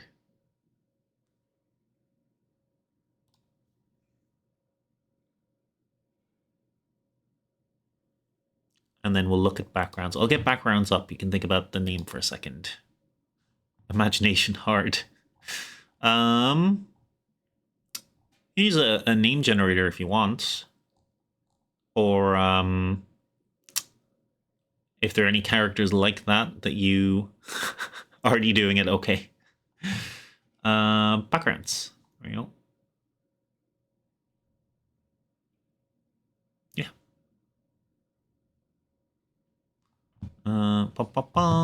Pretty versatile number of backgrounds. I think Outlander is a super useful one, but that is a little min-maxy as well. Close that.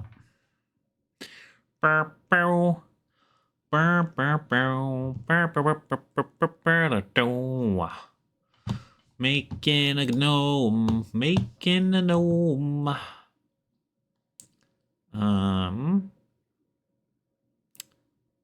HP using fixed values. Average is 20. Max is 27. Say 25. Hollow Root. Okay. That's a cool name. Hollow root. Hollow root. That's Namia's name. That's Namia's name. Hollow root. You picked it under duress. I don't know what duress you're talking about. I was giving you all the time in the world to pick out a name. There was no hurry at all for you to pick out your wee gnome's name.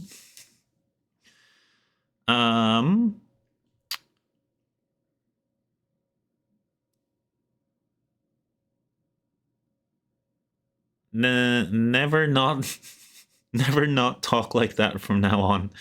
You've never heard my Nordy accent, have I not done that on stream? You see, my father is from County Derry in Northern Ireland. So, I am in fact half Nordy. Which means I can half do a northern accent. Not especially well, but adequately, I think. Someone who, grew up in the north might have a thing or two to say about that. But I won't tell them as long as you don't. Okay, we are going to look at backgrounds now, Namia. There are quite a few to choose from. Being a druid, maybe something from the country. Outlander has some pretty good abilities for remembering where you are and your way around. If you've been somewhere, you can instantly remember the area. You can also gather enough food for yourself and a party member or two without having to roll anything, which is very useful. What else could I suggest? Hermit is also a very good for an owl druid if you lived. Outlander sounds like a good choice. Hermit exclamation mark. I need you to pick one. I'll bring up Hermit so you can have an owl look at it. You get skill proficiency in medicine and religion. You get a herbalism kit, always useful for a druid. You get one extra language, and you get some equipment. You get a scroll case, you get a winter blanket, you get common clothes, and you get a herbalism kit. So you get your herbalism kit, and you have proficiency in it, which is nice. And you get a feature, Life of Seclusion. Okay, what do we get for Life of Seclusion? What was the reason for your isolation? And what changed to allow you to end your solitude? You can work with your DM to determine the exact nature of your seclusion, or you can choose to roll on the table below to determine the reason behind your seclusion. And it could be, I was searching for spiritual enlightenment. Oh, Aaron, posture check. Thank you very much. Right wing to right shoulder. Left wing to left shoulder. Do a little stretch that way. I made it high. We were just making Namia a D&D character. You'll have to watch the VOD because I don't think I can go back on everything I went through so far for making a character. But we did go through backstories, stats, classes, backgrounds, feats, and race. Yeah, so we're gonna make Namia a character now. I didn't quite get to the actual playing at the table, but hey, I'll keep that for the next stream. So we're gonna make Namia a character, and then I'm going to wind down. So far we have Hollowroot, the gnome druid from the Circle of the Spores. Can I roll? Yes, of course you can. What what was the dice it needed? What was it asking for? A D8. Nemia, I have Dice Maiden built into my Discord. If you put in, I think it's /r space 1d8, enter, that should roll a d8 for you in the Discord. Or if you have a set of dice, you can just roll your d8. You got a 1? Okay. I was searching for spiritual enlightenment. Okay. Discovery. The quiet seclusion of your extended hermitage gave you access to a unique and powerful discovery. Ooh. The exact nature of this revelation depends on the nature of your seclusion, so it's something about your spiritual enlightenment. It might be a great truth, or about the cosmos, the deities, the powerful beings of the outer planes, or the forces of nature.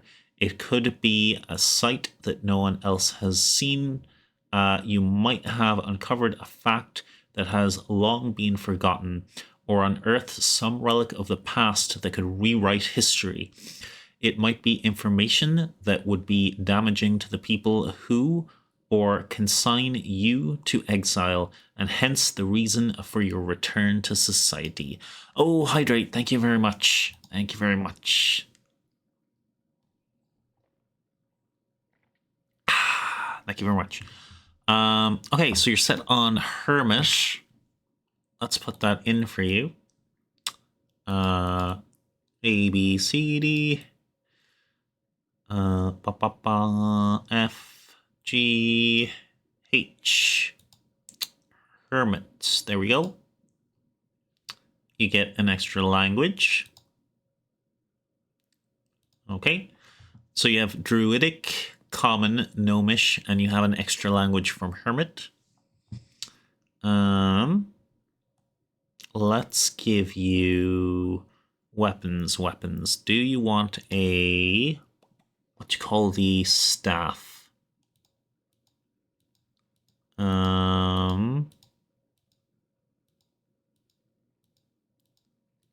Let's see. A quarterstaff. That's kind of the default for druids. As the DM, I'm giving you a quarterstaff, but you can pick a different weapon if you would like. And let's just double check what you're proficient in weapon-wise. M240B. Aru? I don't know what that means. Joking? Sorry, I don't follow. Oh, but we need more music, don't we? 240 Blaze? Is that it?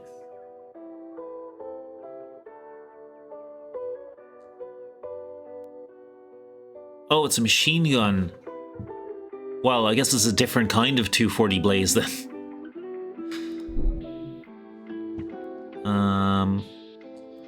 What was I doing? Oh yeah, I was going to quickly check something in the Druid class. You're thinking of 420, I think. Yes. I'm an old man, Nemia. Don't make me know things. Moving along. I returned with a full stomach. Congratulations! What did you feast upon? We were just making Nemia a dope-smoking gnome with a machine gun. Not really, but... No. Okay. He takes shrooms. Oh, he's a spore druid. That makes sense. Burritos, ice cream, and now raspberries. Oh my god, I'm so jealous. I've had some sausage rolls today. That was about it. Okay, Nemia, you are proficient with clubs, daggers, darts, javelins, Maces, quarterstaffs, scimitars, sickles, slings, or spears. What would you like? Pick one. Damn, and you don't share. They all sound so good. It's been so long since I had a burrito. I don't live in the city anymore, so there's no burrito place. Oh, there used to be such a good burrito place in my old city called Burritos in Blue. The Sling. All right. That's actually a great choice because you don't have a you have a ranged weapon now. Bum bum bum. Sling, sling, sling. There we go. Okay, and now super easy stats. If you want to use your sling, you add 2 to your d20 to roll your attack. And when you're doing your damage, you roll 1d4. Pretty straightforward, pretty simple. Okay, what else do we need? You're essentially playable at this point.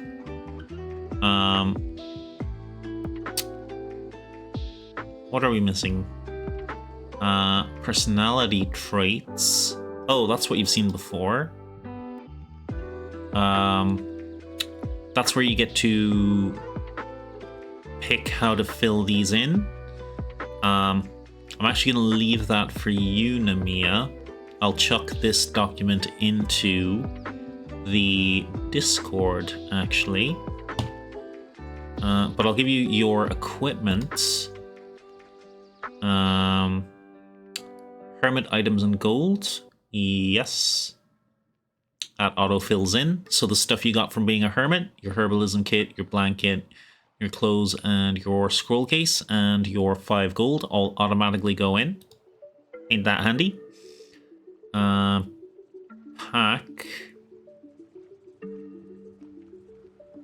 will give you an explorer's pack. It's just default equipment. I just give it out. Different DMs might have different rules for it.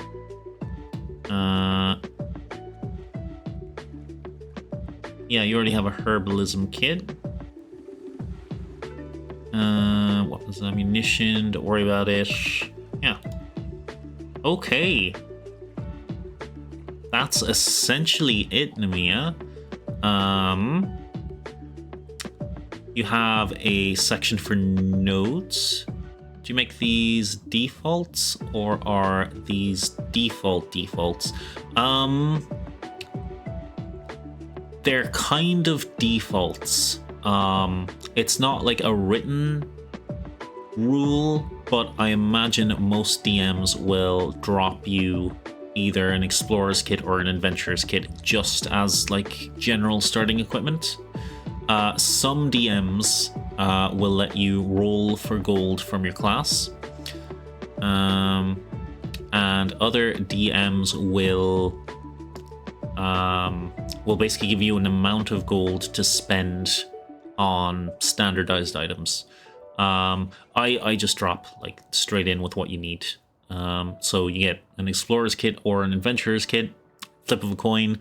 There's not a huge difference between the two. And then you get your equipment from your background, and then you get your gold.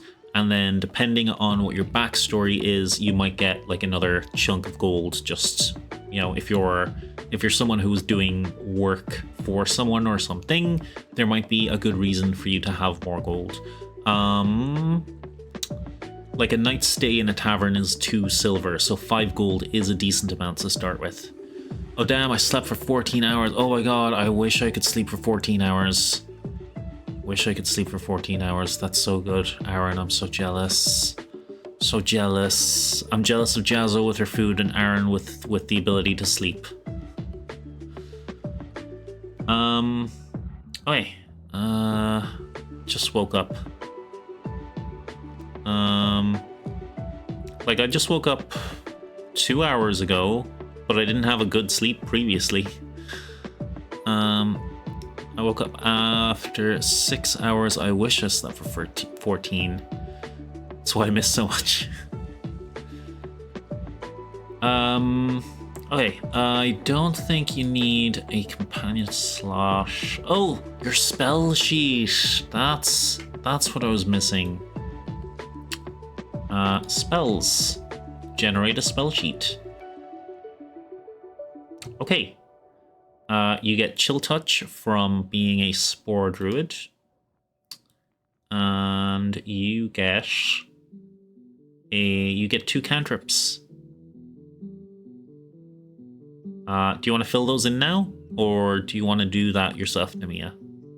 It basically lists them all. Sure, okay. Should I put the list up on screen? I'm happy to do it now.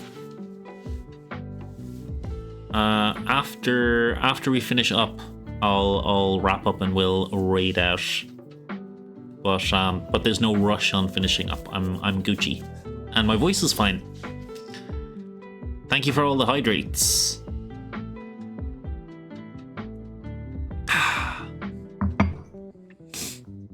Aaron the hydrate goat and Namiya taking care of me as well. I'm not sure what to pick. That is okie dokie. Let's get the spell list so you can actually see. What do you have at this level? You should have 2nd level spells. Okay. The spell list, which this site also has. Yeah, Aaron, Namiya was keeping me functioning. Druid spells, druid spells, druid spells, druid spell list. There we go.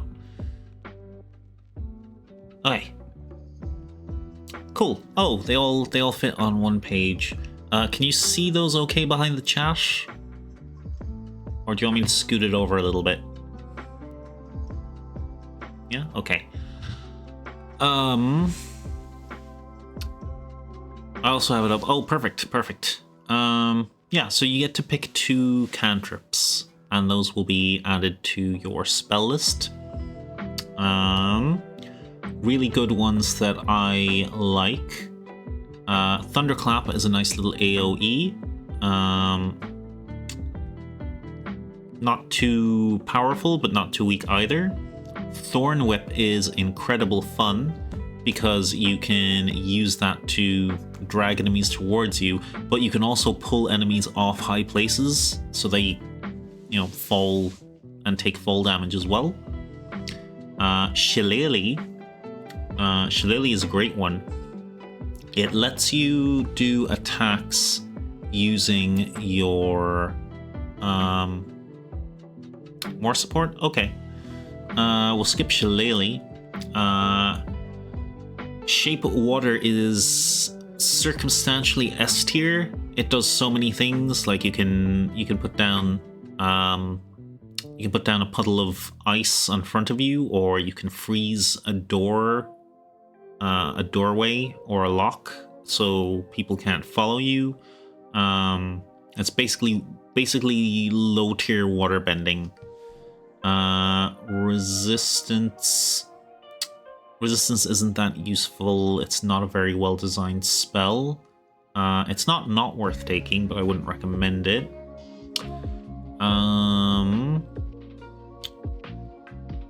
Produce Flame. Primal Savagery is kind of a fun one. It lets you turn your hands into claws, essentially, like acidic claws. Poison Spray is one of the highest damage cantrips in the game. It kind of fits the spore thing. Gasp.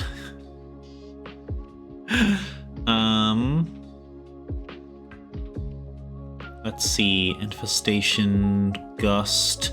Oh, Guidance. Guidance is one of the most highest utility because you can just drop Guidance on a friend who has to make like an ability check anytime, or use it on yourself. Basically, it gives you, is it a +4? A plus D4? It lets you add a D4 to any check. Yes. So any skill check, you can use Guidance before that. And then you add an extra D4 to the total, which is tasty. Frostbite is okay, frost damage. Druid Craft is a less good Thaumancy, but druids don't have access to Thaumancy, so, you know, it's probably the best option for druids, unless they want to go through a feat to get Thaumancy. Thuomancy. Create bonfire is what it sounds like. You create a little bonfire. It does do decent damage if you put it under an enemy or push an enemy into it, though. And control flame just lets you make a little mote of flame, which you can also throw or use to light up. Guidance and primal savagery. Heck yeah. I think you also get a level 1 and level 2 spells, but I'm not sure how many offhand.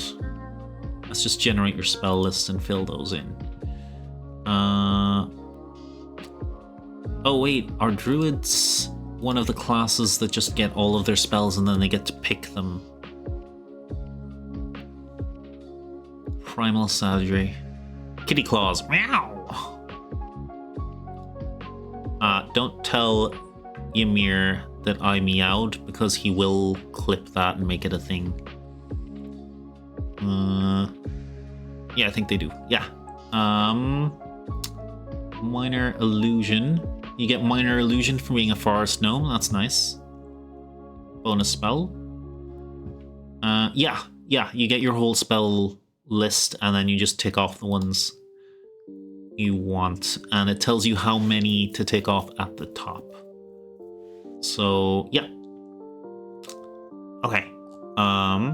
So here are your cantrips, Nemia. And then these are your spell options. These are the first level spells. These are the second level spells. They go on to the second page there. You can prepare 4, which means you can tick off basically 4 spells to have prepared. You can change them out at every long rest. The ones with the little stars on it, that is from being a spore druid. Those are always prepared. So you always have those on your list of spells that you can cast if you want to. And you have 4 first level spell slots and 2 second level spell slots. Okay. And with your intelligence casting modifier, you can do minor illusion as well from your gnome side. From your gnome side. You have lots of spaces for notes. You have a space to put in a companion. If you get like a familiar or a steed or something, you put their stats in here. It's just like a mini version of your own character's stat screen. So you have their armor and everything. Here you can put in your story details. So your size is small. You can put in height, weight, skin, gender, appearance, enemies. You can put in a little photo, and you can put in a little organization. Like if you're part of an organization or group, you can put that in. You have slots for magic items, extra equipment, other holdings. Then we get into your base equipment that you have, which is all here. Your racial abilities, your background, which we chose, discovery from Hermit, and you chose the religious discovery, enlightenment discovery. You put your personal traits in here, so it's add feature, and then there's like a little drop down, so you can just pick which one. 1, 2, 3, 4, 5, 6. There's 6 in that, so you could roll a d6 and just let the dice choose if you so wished. They're all of your circle of the spore abilities. And that is everything. So I will see about saving your sheet and putting it in the Discord after we wrap up. I'm just gonna give till after the break, because Aaron and Jazzo will be in ad jail, and then we'll wrap up and we will shoot you off to one of my streamer besties. Yeah.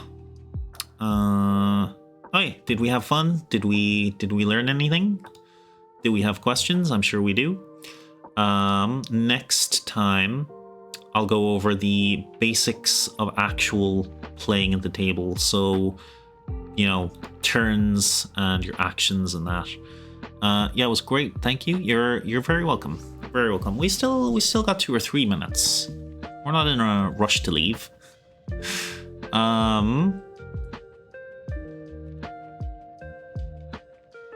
Yeah. I missed it all, but thanks for the stream. You're very welcome, Aaron. The VOD will be here if you want to give it a look. It is all the very basics of making a character, and then we made Namiya a character. You didn't miss too much. You'd probably learn more just sitting down and playing D&D with a table of friends, to be honest. But it is fun to talk about, and hopefully I explain things relatively easy. I'm here more for the vibes. 2 adventures. Nice to meet ya. You got the boulder trap. Where is... Oh, there it is. There's a leaderboard. Thank you for hanging out for the vibes, though, Aaron. I appreciate it. We're just in our ad for 2 minutes. So I'll go back to the dungeon. Oh. And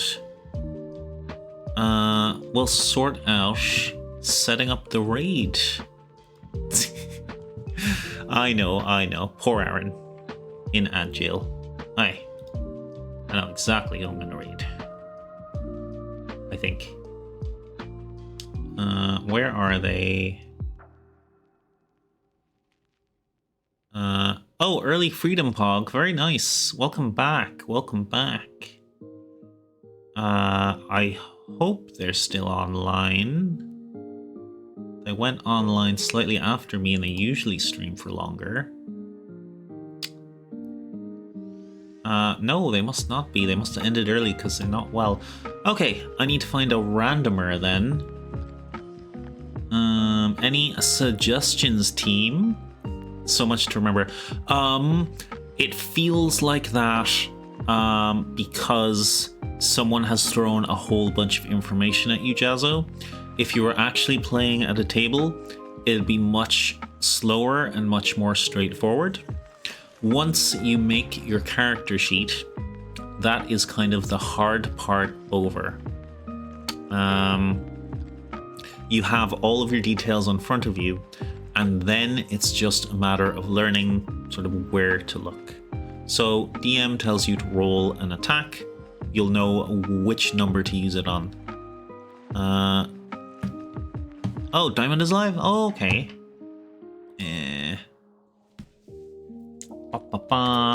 I think I have watched his stream a couple of times. Do you have his exact Twitch name? Because he's not on my listy list. X0, that's it. Thank you. Yeah, that. Okay, we'll raid a diamond then. Another friend of the inn. Poggers. Poggity Poggers. What's he playing? Sea of Thieves. Okay, let's go watch some Sea of Thieves, guys. Raid message. Something piratey. Can we try to do something piratey? Dungeon raid to shiver SHIV shiver your timbers. How does that sound? Does that sound the right amount of cringe? Because it has to be cringe, it's a raid message. But is it the right amount?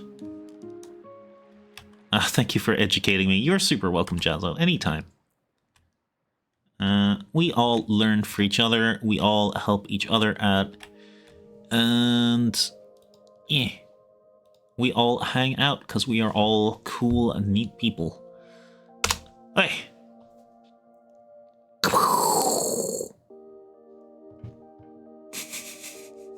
Dino Dulces. Okay, I hit start raid. Oh! Diamond isn't accepting incoming raids. No!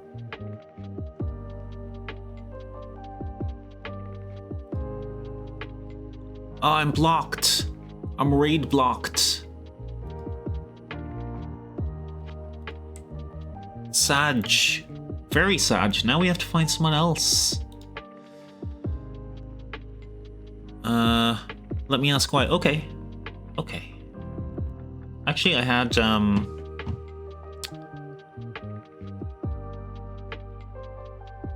Cass is live if there's something you'd be fine, right? Oh yeah, we regularly raid Cass, Jazzo. Cass actually helped me reach affiliate. She bumped me over the top, getting her her followers to bump me up. So we are big supporters of Cassandra Chaos. We are big fans here. Of course, we're mostly in Denizens as well, so most of us are already Cass fans. I'll give Aaron a minute to see if Diamond will let us raid in or not, or if there's some reason I can't. In the meantime, we do have Final Fantasy tunes in the background, which are pretty chill. They are from Game Chops, and they are royalty free as long as they're credited.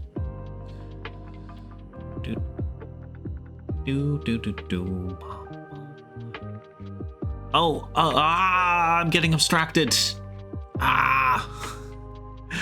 Thank you for the redeem. Thank you for the abstraction, Namiya. I love this trigger.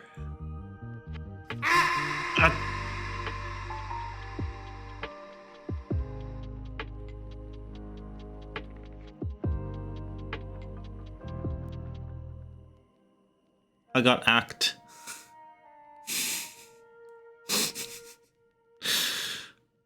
Oh, you guys hitting me with all the redeems now. ASCII boy. Thea is trying to turn raids back on now. Okie dokie, we'll chill out for a little bit then.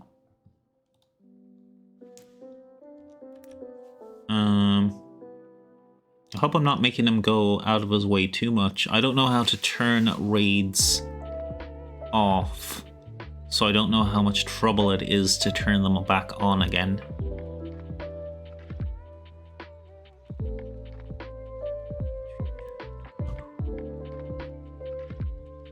Oh, I can see the chat now. I have it up. I can't hear it though because that'll come through my stream and that'll get very disorientating.